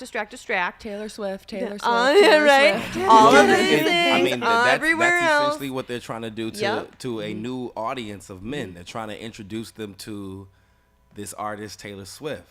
I've never before has my father, a 67-year-old black man, ever said anything about Taylor Swift. But now. But at Thanksgiving, he said, "Hey, man, who the hell is this goddamn Taylor Swift?" I said, what's his name? Why does everyone care? What's his name? He said, Taylor, who's dating Travis' boy, the boy Travis. I said, okay, so you don't got nobody's name, but that's close with Taylor Swift. That's real close, because this is a man who he'll get your name wrong. You'll be like, I'm Dana. He'll be like, all right, Danielle, so look, here's what you need to do. Go on outside and grab one of them rakes and help Larry rake the roof. That's what he'll tell you. You'll be like, I'm Travis. He'll be like, well, Trent, listen. So instantly, he don't know your name, but Taylor Swift. Never in life has anyone ever cared about Taylor Swift as much as people care about Taylor Swift today. And I really think they're trying to, I believe Taylor Swift was supposed to perform at the Super Bowl this year, and she's not. And I think they have her slated for 2025. And all this is just PR for the concert that she's on, her tour, but as well as setting it up for this probably whatever show they're going to have in 2025. Sponsored You know by what's Pfizer. funny? Sponsored by Pepsi and Pfizer. Pfizer. Well, here's a funny thing. You know, you Well, mentioned he is something. Mr. Pfizer. So Anybody here watch The Office? Yeah. You know, I guess we're so infatuated with these superstars' lives. You know, and I remember Jim coming back, and he's talking to Kelly. Hey, Kelly, how you doing? Oh my God, did you hear about Brad and Angelina or whatever? Brad and Angelina, blah blah blah. No, I asked how you're doing. I just told you.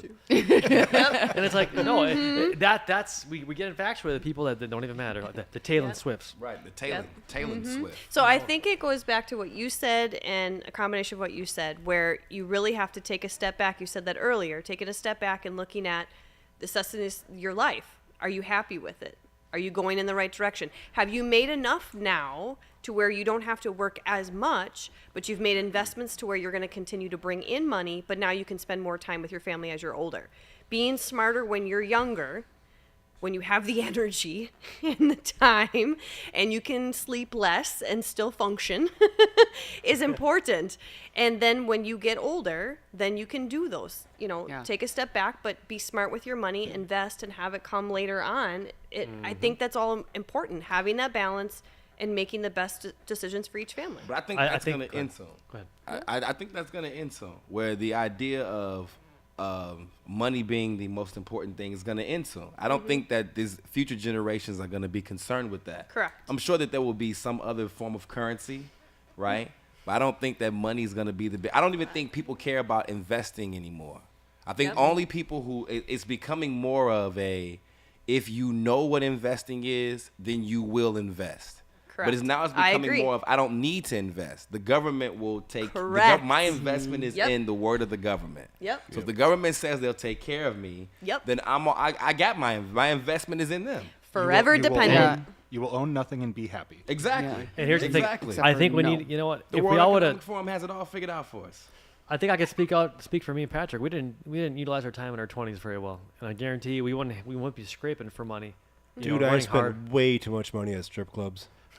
Yeah. You know, I Chippendales. disagree with that idea. No, I'm not saying that. And trust me, I don't like strip clubs. No, I know. I I don't just- believe in putting any money into No, those you and I was bitches' waiting draws. for you You to and say I I had- disagree with that. No, But- that's yeah. all. You and I had VIP parking spots right next to each other. Come on now. Well, this is what I'm saying. I'm saying I don't. Chippendales? How I would used you the have tip roll known? numerous times. Come on, How bro. would you have known that was a bad way to spend your money if you hadn't done it then?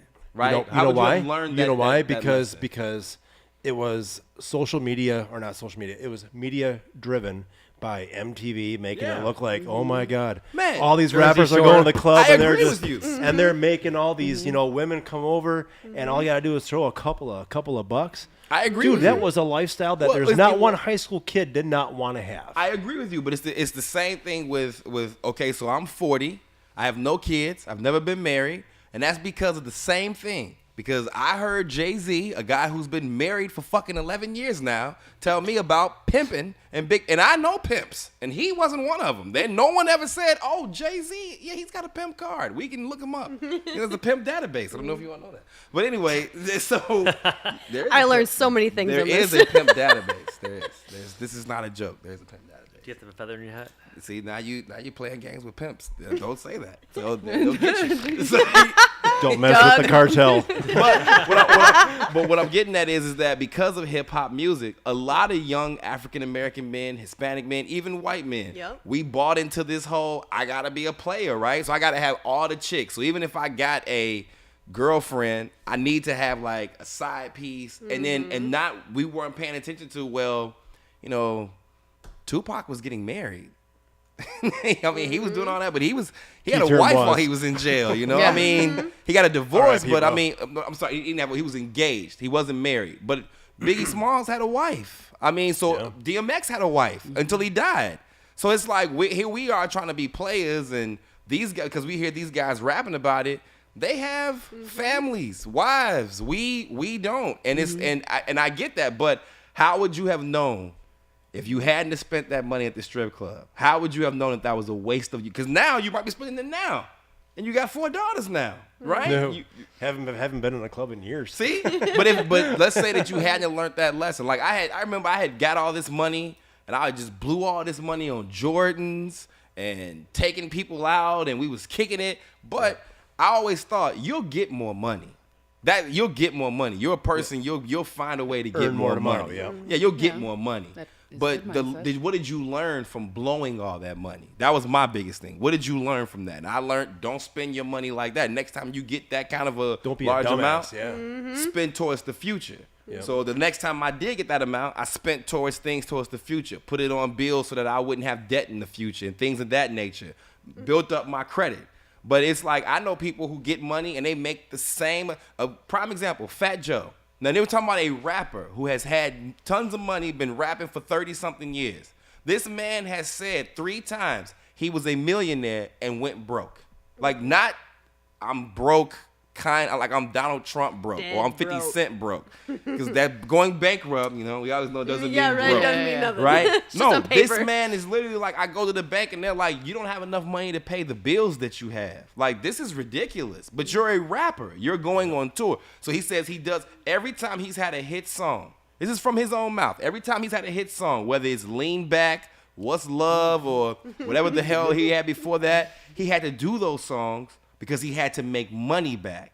So the last time he did it was Lean Back, and if you all know anything about Fat Joe, his ass went to jail right after that. The IRS. Because you're not paying your taxes now. So now and so he said, took it all because he needed it. right. And so he said he did the whole Lean Back song, and then he went and popped bottles in the club. Well, he probably should have paid the taxes on it. I can tell you who's never had that problem. Rahm Emanuel, the mayor of Chicago, got $8 million in campaign donations, paid his 2.7 to the government of Illinois. Rahm Emanuel is now the ambassador to Japan. There you go. So Fat Joe and Wesley Snipes, we can learn from them. And Ron Isley and Lauryn Hill. There you go. Lauren Hill too. Yeah. She's got a good voice. All right. Well, let's wrap up and do the last question here, or last statement, and then we'll be done for the night. So anybody have to go potty? I'm kidding. All right. So this is an interesting one. I can never. Oh, we just did that one. Sorry. The people in shape are easier to trust than people who are fat. People in shape are easier to trust than people who are fat. I do not know where that one came from, but I remember on the list. And What? What do you mean you don't know where it came? We were together. I know, but Okay. but you claimed that I had the last one, and that wasn't me. And this one is not me We either. very clearly discussed what the statements were going to be per day, and you were very aware that you were hosting. And I remember the look on your face, like, yeah, I'll do that one. And I'm like, okay then. Moving on. Yeah, I'm gonna go back in time. And I I'm disagree. gonna prove that because time's So not real. So people in shape are easier to trust than people who are fat. You Let's literally go with helped Patrick come up first. with the wording on this one. I'm going to disagree. Agree. I agree. Disagree. There we go, bro.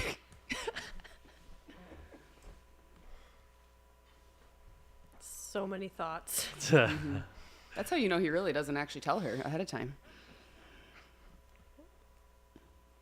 Well, she's a really good Agree. actor. I don't know. Disagree. Yeah. Oh, these were good ones Well- tonight. All right. All right. Let's start with Zach, and we'll go this way, and then we'll finish. All right. But do you have time to write down your notes? No, I'm Have good. You, okay. I'm just checking. So I did my Dignify last night. And this has a point. I did my Dignify tell last everybody night. what Dignify is. So Dignify is a. That's a good question. I don't even know how to describe it. Oh, Basically, kinda like it's like your priorities in life and like how It describes who you are too, like your personality, what drives you, what's your strengths, your weaknesses. But go ahead. Sorry, I didn't mean to cut you off. No, you're good. You weren't sure, so. I appreciate the explanation because I know how to explain it. But one of the things that came up on it, and when you're going through, it gives you like a list of things to say. And one of the things is like your do's and your don'ts. And one of my don'ts was, and I put it very highly, is don't tell me you can't change. And so people that are fat, there is a reason they're that way. Don't tell me that they can't get in shape. Now, I think that has trends towards what was the question? Like, can you trust? Yeah, say it Can again. People in shape are easier to trust than people who are fat. I think that you can get in shape, and people that are in shape had to do it. There is no easy way to get in shape. You have to put the effort in. And so if you put the effort in with that, with your own self, doing it behind closed doors, because people don't really watch you do it, except the exceptions, but we're not talking about those, that you had to go through what you went through to get in shape. And I think if you have experience and you have the knowledge and you have the background on how to do it, you're a lot easier to trust as a source of knowledge and a source of information than someone that has only heard about it or someone that hasn't done it themselves. They've just only anecdotally have evidence that it works or something. Thank you, Patrick. I would have to disagree on that, mainly because you take a look at, and coming from the medical side, as a lot of you guys are a part of, sometimes there's a abnormality, I guess you could say, or there's a medical issue that a person does gain weight that they're not able to lose weight. Is that the exception? Exception. Get tested. You can fix that. Okay. But in general, you're right. I know what you're saying. So, but, yeah. but let's Yeah, just yeah, that's so, true. okay, but so- we can come back to the exceptions. But go ahead. So let's just say this, all right? Trust is not it's not determined by a body shape. It is determined by upbringing, the heart, and the faith of the person. Whether you're 150 pounds and you're ripped like a young stud, hey, great, congratulations. Or you're 400 pounds and you're the most amazing person that just wants to help anyone and everyone. Selflessness does not come with a body type. Very, very simple. Cool. I disagreed because prior to doing water filtration, everything, I did vacuum cleaner sales. And we pulled a shitload of samples. I mean, these presentations, we put on a show for people, and it was the showmanship of everything that we did and everything. And this guy I worked with, Scott Fritz, rest his soul, he was killed by the doctors in Des Moines, Iowa during the whole COVID bout and everything. And he was the fat guy that they were after and targeting and everything with it. But that man was the hell of a salesman. It was incredible where, like, we would bring machines and we would show people, we do all this stuff right in front of them. It was the wow factor of everything. He would leave the machines in the car and they would be sold. And you watch the guy do it once and you're just like, what did you do? Like, you told him to go sit over there in the other room and they both bought it. Like, I was at a loss, complete loss. And he was of the 400-pound variation of everything. Like, the level of trust that you have to have with someone to make a $3,000 decision in an hour and a half, you have to have something there. And he was able to do it, so. Cool. Yeah. I said that I agree because of the fact that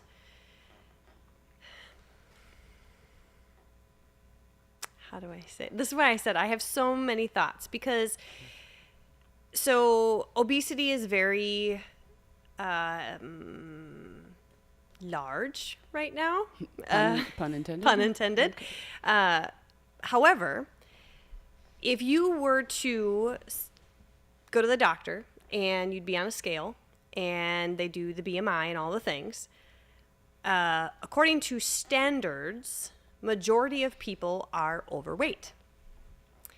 And that's become the new norm. That's just how it is.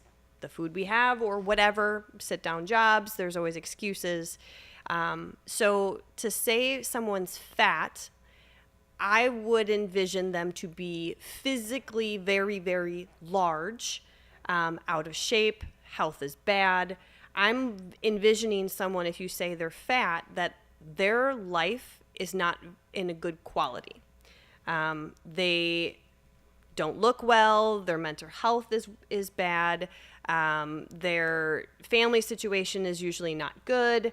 So I'm looking at an individual who's very unhealthy in a lot of different aspects. So not just this clinically or medically determined fat person or obese person, because those statistics are just complete garbage in my opinion. Literally, I don't even know, was it like 4 years ago, I would have been considered obese because because of my height, and the BMI said that I was borderline obese. And you got that fat ass. Because I had a fat ass. And Never. So that's what I envision. And so if that's what I'm comparing or looking at in the person that I'm going to be trusting, and I look at trust as something that respect is always given. That's period. That's my opinion. I believe that you should be respectful of people, period. Like when you want your meat, you should be able to get your meat respectfully. Please, thank you. There you go. That's just done. The way that it should be. Trust, I look at it as if I'm going to be say I trust somebody, that means that I trust that I can rely on them no matter what, whenever, or I can say whatever I need to say to them and they're never going to repeat it. It's a deeper thing for me. And so I can't say that I can trust somebody who is obese because or someone who's fat, that's the word, right? Fat. Because I can't trust their mental state to help me when I'm struggling. I can't trust that they're physically going to be able to get there because they're, who knows what they have going on that day. Let's be honest, most people who are fat in the way that I'm envisioning, they've got migraines, they're nauseous, they can't eat, they can't hold down food, they're in the bathroom, their lifestyle is very unhappy. Painful. So I can't trust somebody to be there for me when I need them to be there for me, sound mind, physically being able to be there, all of those things, because they just can't do it. I disagree because I am not going to trust a fat person or a overweight person with health stuff. I'm not even looking at them for that. But if I want to know what the best chicken, Damn right, you trust them. the best chocolate treats, Damn right. what? The best sofa to sit on after a good snack, the best cushions for my butt. Yeah. Yeah. Keep that plastic on. All right, I'm hollering at my big homie. I'm hollering at him. I'm gonna ask him, what's that cushion you got underneath there? What's them shoes you wearing? They look soft. What you got on? I know some Brooks. Okay, I'm gonna go get me some Brooks too. So I'm not gonna trust them with my health. No, we probably are not even thinking the same things health wise. We're not even on the same page. I'm eating salads and they are like, yeah, I got a salad dressing salad with a little bit of lettuce in there. So okay, I get got those you. too. I love those. Right, they got soup with lettuce in it. It's a ranch soup with some lettuce in there. It's in Yep. there. Ranch Get a little bisque. salad. Right? Give me But some I'm not crackers. gonna trust them with That's my. just to help them poop later. Yeah, I'm ready to help them poop later. But they probably got something for that too. I'm sure they do. Once Plunger? again, the most sturdy toilet seat. I'm gonna Or a ask bidet. A bidet that works. What's the best? What's the most sturdiest bidet? What's the best bed? What's the best mattress for a body? What should I have? I'm gonna ask them those kind of questions, but I'm not gonna ask them, man, how you eating? What's your health like? What's your heart? What's your workout like? Because I know they work out. The workout is simple. It's Yep. very simple. We are doing Bicep curl. Yep. one motion. Or One order motion. online. Yeah, we are getting it. Well, you still got to do this. So that's another thing. Yes. So, but I'm not going to. So, yes, it depends on what I'm trusting them with. Yeah. Like, I'm not going to trust them with, I'm not going to have trust in them about health information. But, if it's some good snacks, the best porn sites, I probably will, holla. So fatties, no porn? Okay, all right. Well, I mean, Noted. they Fried not- chicken and Pornhub. I'm assuming that they're not getting much action, right? The big people. Well, you what? never know. They might be. They might you be. never know. That's a Never fetish know. now. That's Yeah. a thing. Yeah. Yes, it I had a is. guy I used to work That's with. a thing. Oh, he actually was sought out because he's a big boy, like big. Mm-hmm. And this guy was in shape, jacked, gay, and wanted him to be his fatty. And he goes, what is a fatty? He goes, I feed you, I do everything for you, down to the wiping. Well, you know Why did what? he say he wanted him to be so fat that he was so dependent on him, right? He had to be dependent. Well, He you know couldn't what? physically do anything without his help. You know what's interesting is the National Association Real. for Fat Acceptance? happens. Is it NAAFA? I believe that organization started because there was a skinny white man who had a fat fetish. And he wanted to enable as many fat women as he could. And so he created this organization. It was originally just for fat women. And it was to enable them to be fat so that he could have his own harem of big girls. And then they started adding black ones, and he was like, "Oh, nah, this is unacceptable right here. Way too many coming through. We got to get black men up in here so they can take those away." 'Cause I was only looking at white women, and that's what they did. They brought in some black men to be a part of the membership, and he was like, "All right, now you can have the darkies, and you go and you get them. I'm gonna stick with all the fat white girls because that's what this was all about." And he would. So there's a group of large people. They are called. It's people who feed them so that they can get bigger or something. I forget what this group is called. Feederism? What is it? Feederism? I think it is feederism. And so he was promoting this. He was promoting this a lot, and so it was making people unhealthy. Now the NAAFA is a Marxist organization, but Aren't they all? well, yeah. They're fattest, not fascist, but fattest.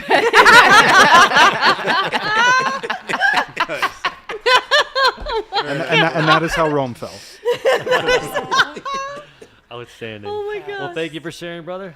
That's good. That's good. Yeah. So wait. Say it again. I agreed with this, right? Sure. Yeah. So- I agreed with this. I think. People in shape are easier to trust than people who are fat. Yeah. Okay. I agreed with that.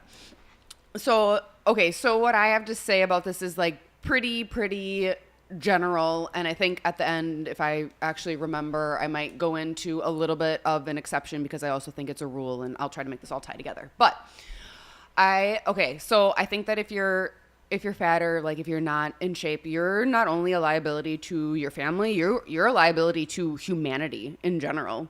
And I think we need to realize, I'm going to go on a little more serious of a note here. We need to realize that everything's always about control, right? Mm-hmm. They want us to be fat and sick and broke. And so we need to all work to be healthy and wealthy and intelligent, because that's the way that we're not controllable, and that's the only way that we're truly autonomous and not dependent on anyone else. And the state of your body is a direct reflection of the state of your mind. So if the state of your body is crap, the state of your mind is also going to be crap. That's how this works. So we all need to work to get to be fit and to get to be in shape. And I think we all know that when someone who's in shape walks in the room, there is automatic respect for them, and there is some automatic trust for them. That happens. And when someone walks in the room and they're, you know, morbidly obese, or they're fat, or they're out of shape, or whatever it is, respect is just inherently lost. And I think a lot of the time we are subconsciously doing this. I think a lot of humans don't really realize that they are judging people that way, but this is the reality of what happens. It's not changing anytime soon, and we need to understand that, and we need to understand the importance of that appearance and what you're putting out there and how that's being perceived by others. And since I'm a woman, I do want to just take like one hot second to talk about the whole dad bods thing, because we haven't talked about that ever on the podcast before. Dad bods are not hot, and any woman who tells you that is lying, okay? And the only reason... Or maybe they're part of that group. Oh, yeah, maybe that. Oh, yeah. Maybe they're part of that group. And the only reason women would ever say that they like dad bods is probably because she's already fat, so she doesn't want him to get in shape, because now she's going to be secure.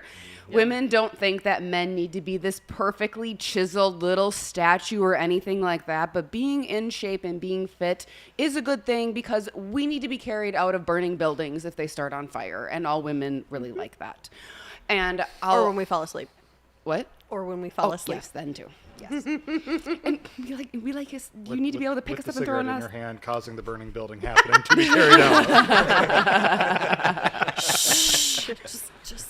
Keep going. And I'll kind of like end my like generalization pieces here by saying, I mean, doesn't everybody just want to look good? Doesn't everybody want to be noticed for the work that they've been putting in? Don't you want to notice other people for the work that they've been putting in? I'm pretty sure that every man out there wants to be able to look at a woman and be like, "Oh, she has a nice ass." And I'm pretty sure that every woman out there wants to be able to look at a man and be like, "Oh, he has a nice ass."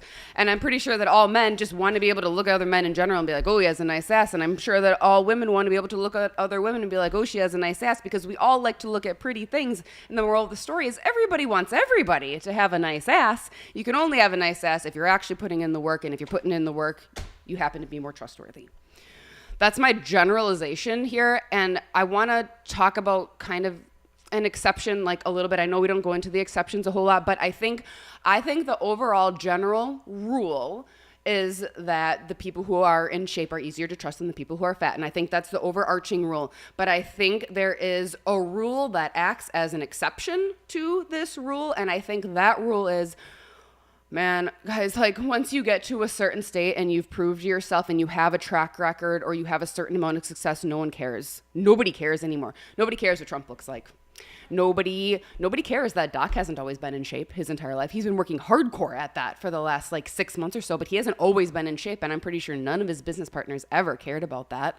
Mr. Wonderful from Shark Tank, I mean, he's not like fat, but he's definitely not the most in shape, shark. Kevin James, everybody loves him, but he's not exactly in shape. I do not like Kevin James. Okay, sorry, the exception of you. He is always a lot putting of people food in his mouth on King of Queens, and it is annoying.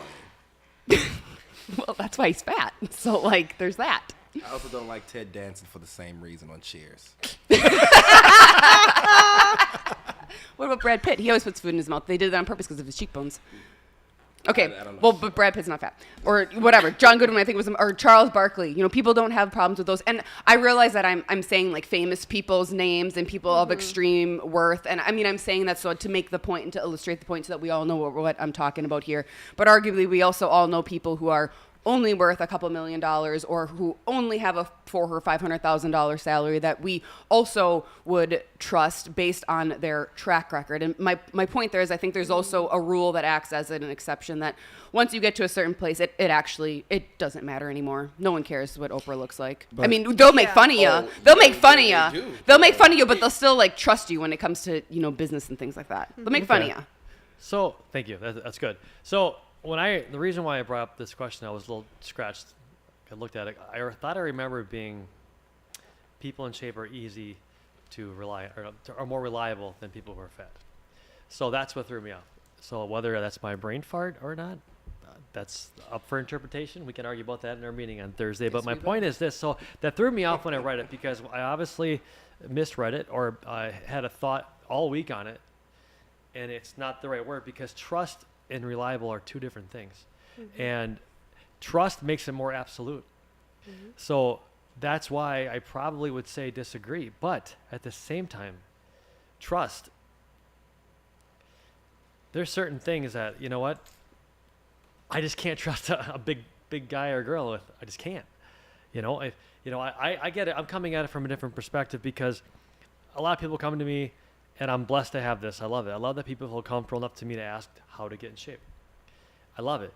But I'm telling you right now, if I got a guy in shape who, if I got Zach here going, hey Trev, how to work on my tries? I know he's going to do it. I just know he is. But if I see a guy who's 400 pounds, like, hey, teach me how to get in shape, I'm like, you got to teach yourself for a few months, and then come by me. Get in the treadmill, get off the sugars. And I'm serious. Like this, there's I can't treat them the same. Therefore, yeah, I do trust people who are in shape more to do what they're going to do. But that's just one angle of it. Is it the whole entire thing? I don't think it is. That's why I think I disagree. But overall, I do believe that people who are in shape are more trustworthy. They've shown work ethic. They've shown consistency. They've shown the ability to handle emotions. Because what's the first thing people do when they're stressed? Eat or drink or smoke away their emotions. They don't know how to handle it. So it's just a sign of weakness. We all have weaknesses. No one's perfect. Okay. But my point is there's self-control that we have to consider that helps you be more reliable, more consistent.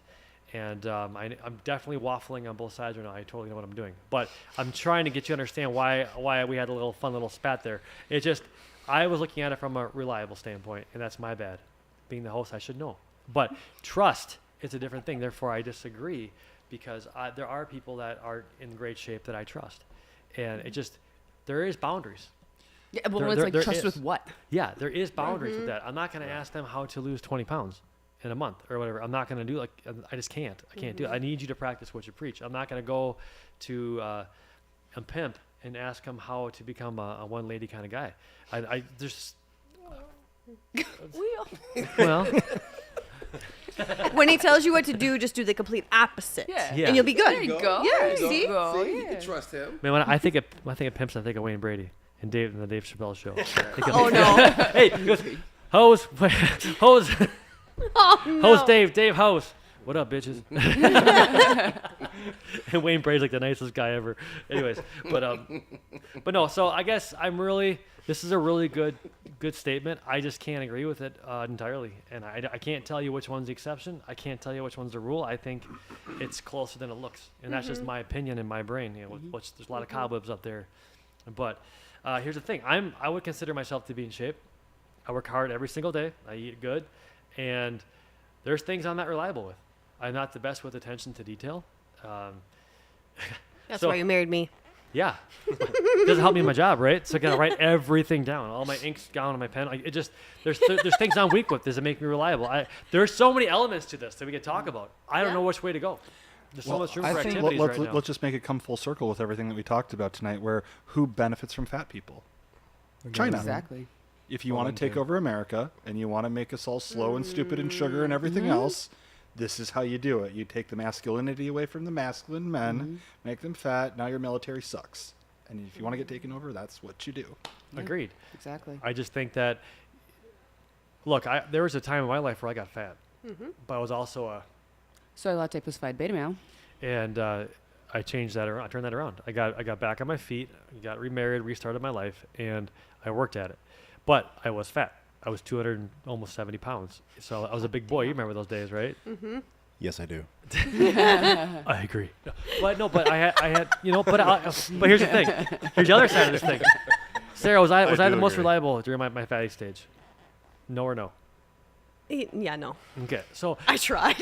I'm looking at it from, think. this is a loaded statement. And it's, we can pick up all the rocks and look and see what we find. But, I wasn't reliable. I was unhealthy. I was depressed, and I was eating and drinking away my problems that I caused myself because of the life that I created.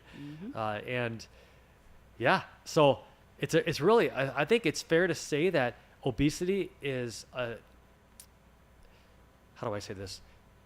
It's a marker that you got something in your mind or your heart you're not working on. You're not working on yourself. You're not dealing with your problems because you're obviously you're dealing with them just in an unhealthy way. You're eating your problems. You're drinking your problems away. Whatever That's it is. just coping. That's not dealing with it though. That's coping. True. Yeah. True. Good word. I think that if you let yourself get to that stage, there's definitely an element of laziness involved. There's definitely some self baggage, and we talk about trust, and trust goes hand in hand with respect. And if you let yourself get to that stage, do you respect yourself? Right. And so if you can't look in the mirror and be like, yeah, I'm very comfortable with the way I feel, the way I look, the way I am, then you can't trust yourself. And if you can't trust yourself, why should anyone else trust you? Yeah, and here's the thing, and if you and I are moving today, or tomorrow we're moving, I'm asking you to help me move. You, why? Because you guys are all. I know you can. You picked up heavy jugs all damn day long. Like this, you just come to my house. But like, you guys are in shape. I'm not gonna call and ask the 400-pound man because I'll probably have to wheelbarrow him out of my house. You know what I mean? To the hospital. He ain't gonna be able to handle it. I think of Fatty McGee from the Adam Sandler CD. Oh no! Don't do it. Just stop. Just climbing up a flight of stairs. If you need someone to supervise, you may call him, right? Because then he'll be really good at delegating, telling people what to do. Go over there. bring Are you gonna donuts. eat that? Move that over And there. there'll be good donuts. Well, there won't be any donuts. Yeah, because they're gonna eat them all. You guys would have loved these.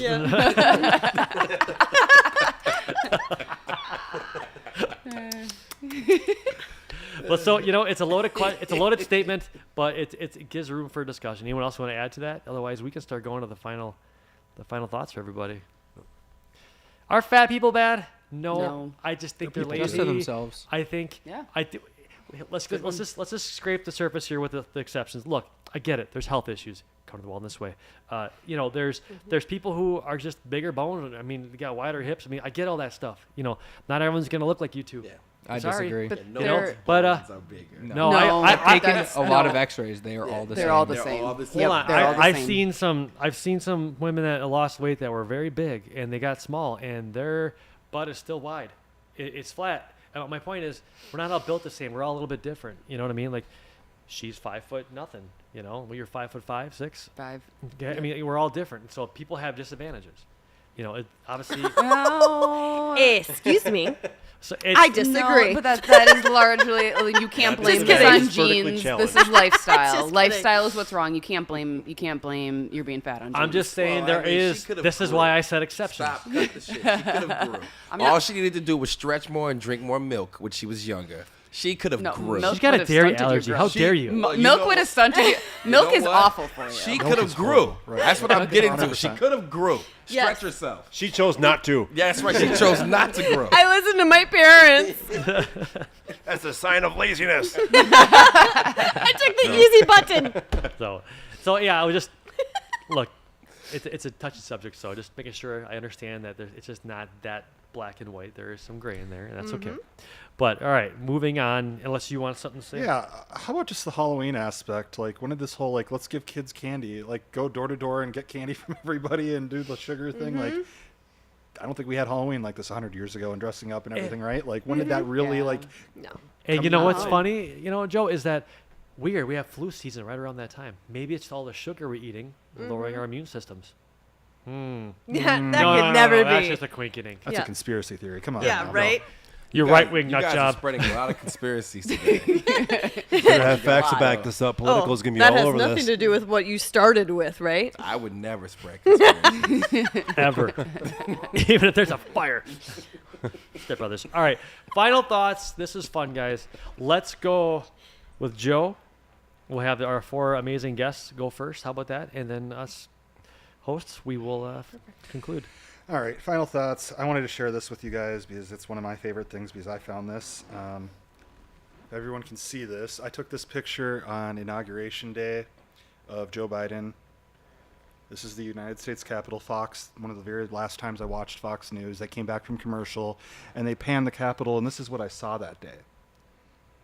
It's the Capitol dressed up like a bird. It's a pixelated bird if you kind of look at it. Yep, Let me I can see put it. the brightness up here. You can see it here. I've seen that before. I know I've shared it with you guys for sure. see it. Yeah. So I was like, holy crap, that's a bird. That's like right on TV there and everything. So let me get one more picture up now for you real quick. I see it. Okay. I didn't show it to you. He showed me. I've compared this picture to this bird in Cesar That's from Nazi Chavez's Germany. communist paintings and everything. And why this has all come full circle, like when Biden announced his campaign manager for 2024, I think in like May or June of this year, it's none other than Cesar Chavez's granddaughter. So you can't tell me that Cesar Chavez painted that bird and then his granddaughter is going to be his campaign manager. Coincidence? Totally, I think yeah. not. Yeah. Well, you know who was the managing and was behind his campaign when he ran in 2016 or 2020? 20? Yeah. HRC, Human Rights Campaign. That's why you have so much transmission things going on. I'll say that. Evergreen. Yes. It's more than most. There you go. Yeah. Thank you, Joe.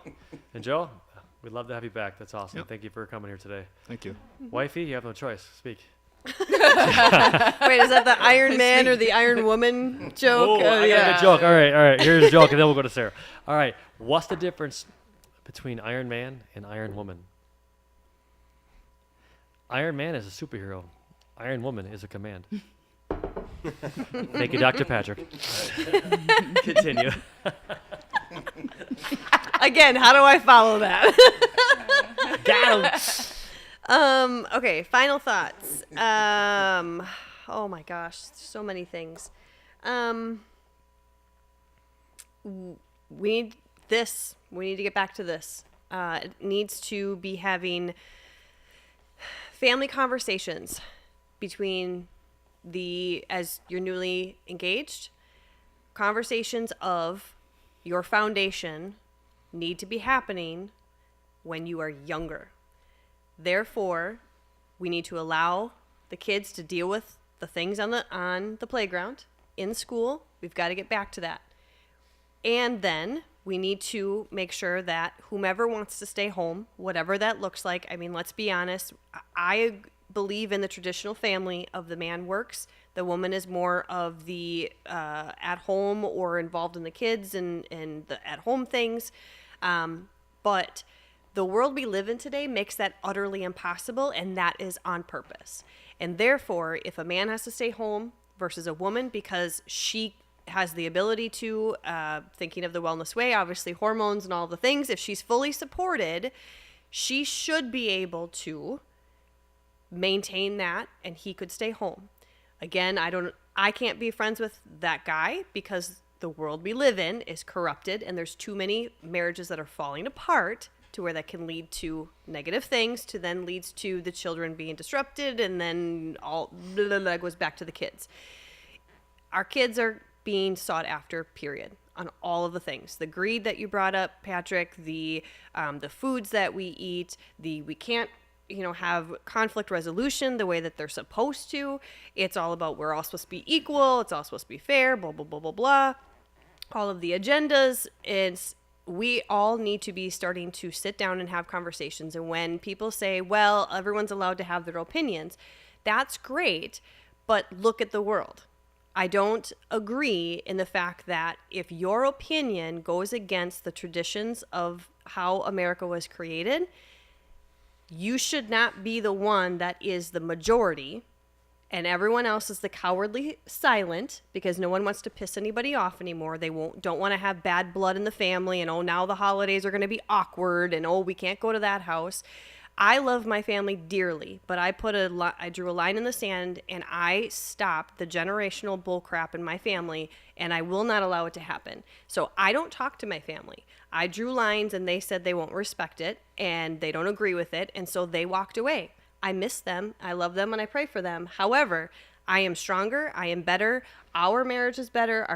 Our kids are better because we drew a line. And I said no. I had the hard conversations and nobody wants to do that anymore. And so I think there should be a call from the school. If there's a situation, there should be face-to-face conversations, get off of social media. I think kids should have their phones taken away. They should have never gotten them in the first place.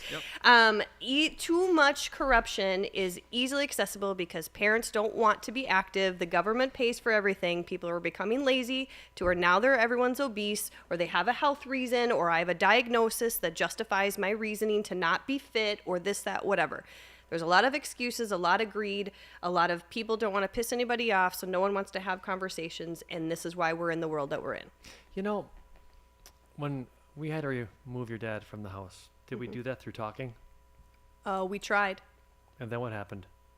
And then it turned into escalation of words. And what solved the problem? You to physically say, we're done, I love you, and you need to leave. And you physically pushed him out the house. Weird. So cool. Fighting in the parking lot. Or, sorry, school grounds. Sorry. But sometimes it works. I'm not cool. It just had to be done, and I had the balls to do it. I didn't talk about it or give him a therapy puppy and let him hear about his problems. Thank you for sharing, honey. Yes. I'll make you a sandwich when I get home. What a guy. Yes. I think we touched on a lot of points tonight. One of the things I wanted to bring up earlier, but I forgot to, was the convenience factor. And I think the convenience factor has led to the degeneration of our society because it's convenient not to have to engage in conflict. It's convenient to eat the shitty food. You know, we're overfed, we're malnourished at the same time. It's just out of convenience. It's convenient to be this lazy person, and Ronald Reagan said it, you know, the 9 scariest words are, I'm from the government and I'm here to help. And it's just leading to a society that's super dependent on people, whoever that authoritative figure may be, to help solve their problems, and whoever they're looking to, even though the authority is the problem in most cases.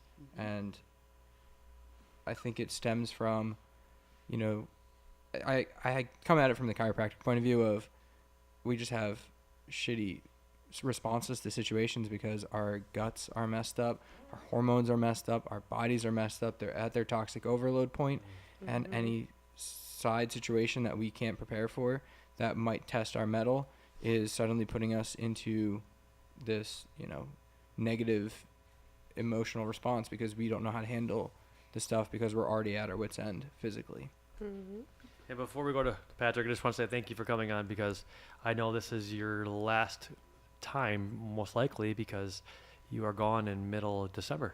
I am. Unless we can squeak in one more time for shits and gigs, but I don't know if that's going to happen. Well, but my point is, not I want to opposed, thank you. Yeah, I want to thank you for being here.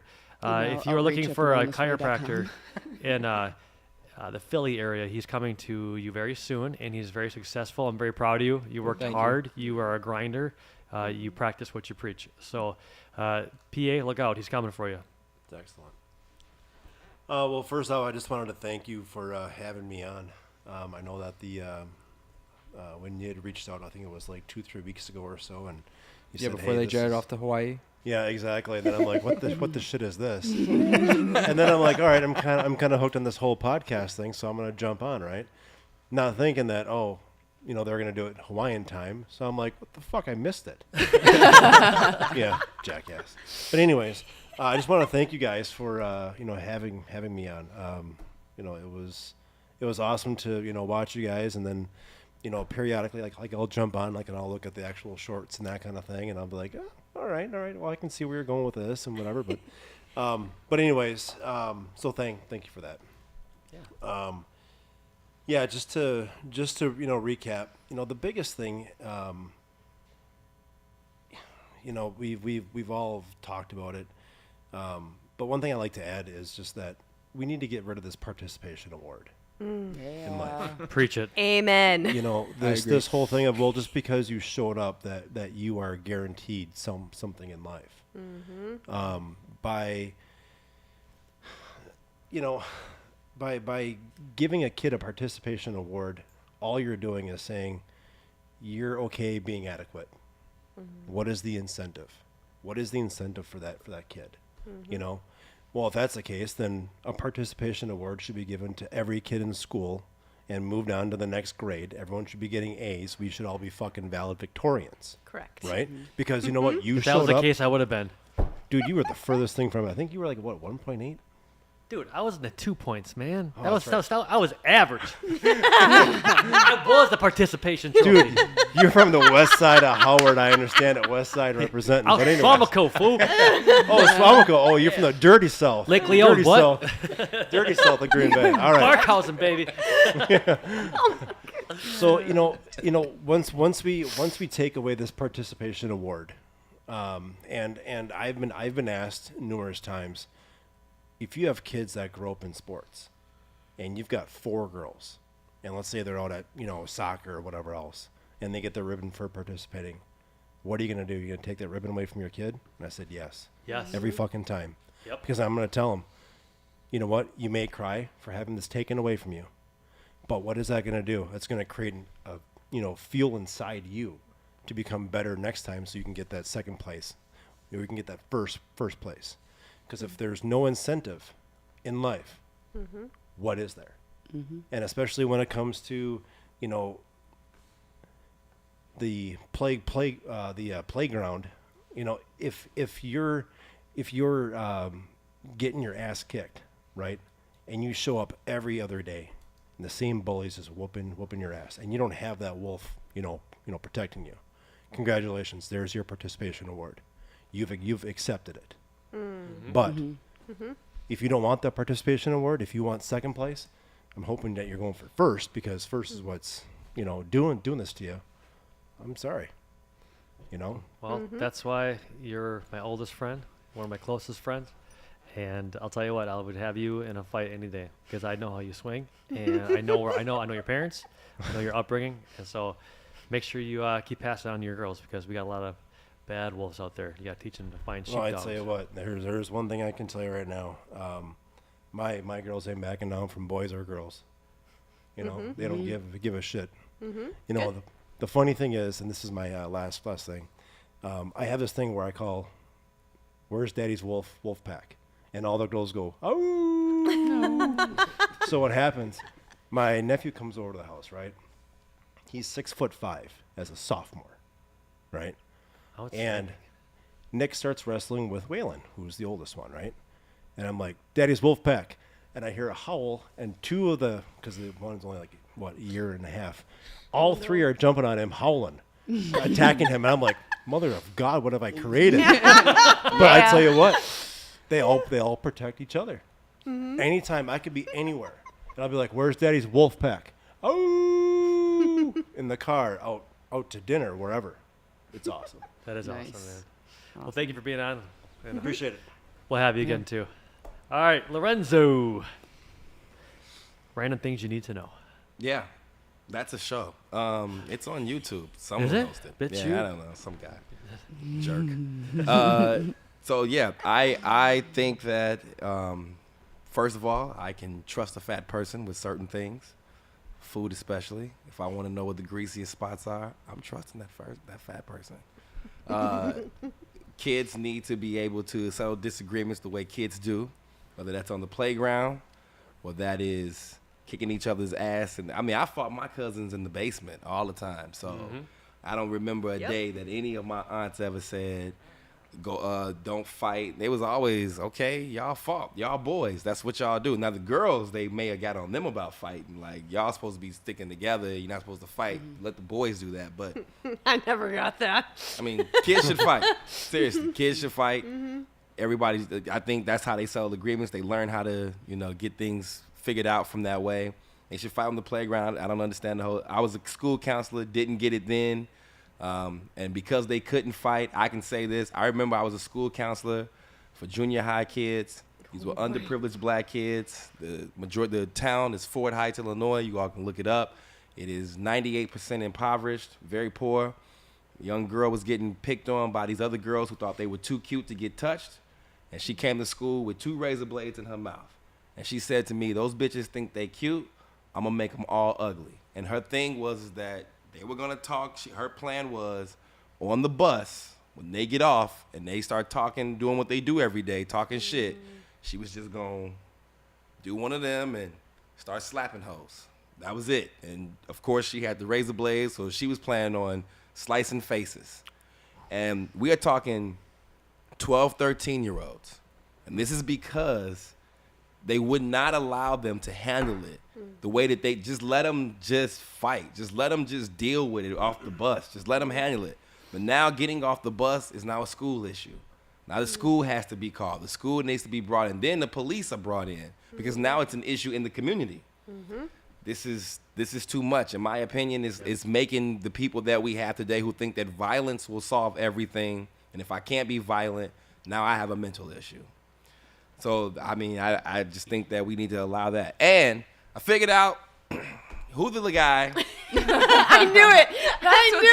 the father of public relations is Edward Bernays. Done. I was wondering what you wrote down. I'm like, I'm That's trying what to. it I'm is. like, what? Edward You feel better? Bernays. You feel better knowing that? now? Yes, man, because I couldn't get that name, Yep, and I I knew knew it. It's Edward Bernays. He is the nephew of Sigmund Freud. He is the reason we eat a breakfast. He's the reason we eat breakfast. We eat meat with our breakfast. He's the reason rich people have pianos in their homes. He is the reason that people bought Cadillacs. This man and you can go and look him up on YouTube. Swear, one of his final interviews, they asked him, why were you so successful as a person who could influence others? He said, because people are stupid, and when you guide them, they'll do whatever you tell them to do. They're dumb. And like the person interviewing him is like, how do you just say this so freely? He says, because I'm not lying. I'm not lying to you. The people are stupid. He said, why on earth would American people think that after years and years of eating eggs and bread for breakfast, why would you need to add meat to it? You ate meat at night. It's too heavy for you to eat in the daytime. He said, but I told Beach Nut needed to sell meat. So I told him, give it to these people in the daytime. And everybody said, oh, an American breakfast. Then they saw Calvin Coolidge eat it. Oh, well, Calvin Coolidge is eating it, so I'm going to have breakfast like Calvin Coolidge. That's the right thing to do. All right, well, so now we all are eating Jimmy Dean fucking sausage in the morning. Part of this complete breakfast. Right. It wasn't complete before. Well, Now it's it's complete. chemicals, hormones, and Thank you to Edward preservatives. Bernays. He completed all of our breakfasts.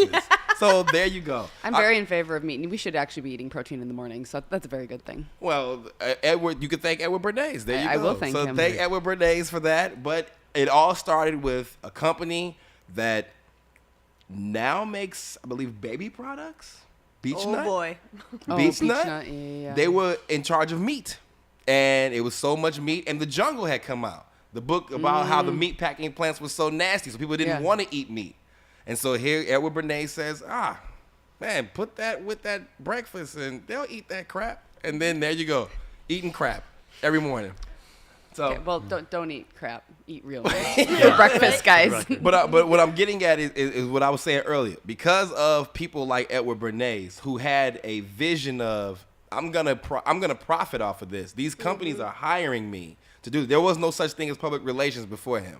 So he comes and he says, well, now I've created a whole market for myself. I can hire people to do what I do for the rest of forever. Forever, we will have this control over media. And now we will determine what people eat, what they don't eat. Either way, I say all that to say it's just What's cool, what's not cool. what's cool, what's not cool. Exactly. Like when did obviously in the 50s, being the guy who's like more popular and not as educated became cool. But that wasn't the case in the black community. Because in the black community, everybody wanted to go to Dunbar High School, which made you educated, you were smart. But now it's all turned around. And so in the black community in the 70s, they got the blacks on board. Well, now it's cool to be the street guy. But being the street guy was not the thing in the African-American community in the 1940s. That just was not They what wanted you more. did. Yeah. Nobody was doing it. We wore suits. Almost everybody dressed up like that. Yep.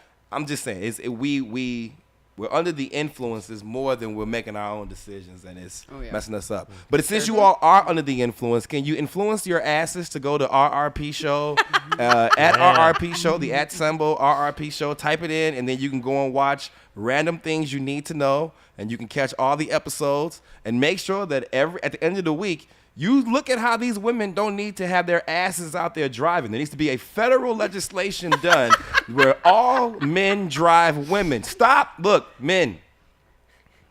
Listen. Forget these two for a moment. Listen. Listen. Men watching. Listen. You are killing yourselves by letting these women drive. You are hurting you. You are hurting you. There are children dying. That's true. There are children dying. If you care about the kids, get these women from behind these roads. Look, put them in the car. Put them on the passenger side. Put a wheel there. Fake pedals and tell them, you doing it, baby. You look at you started. We were just talking about this. We were just talking about Do this. this. Save lives. We will save so many people. Okay? And Do marriages. this. And marriages. Yes, do this. This is terrible. We need to get these women off the road. Come with me. Sign my petition. Federal legislation.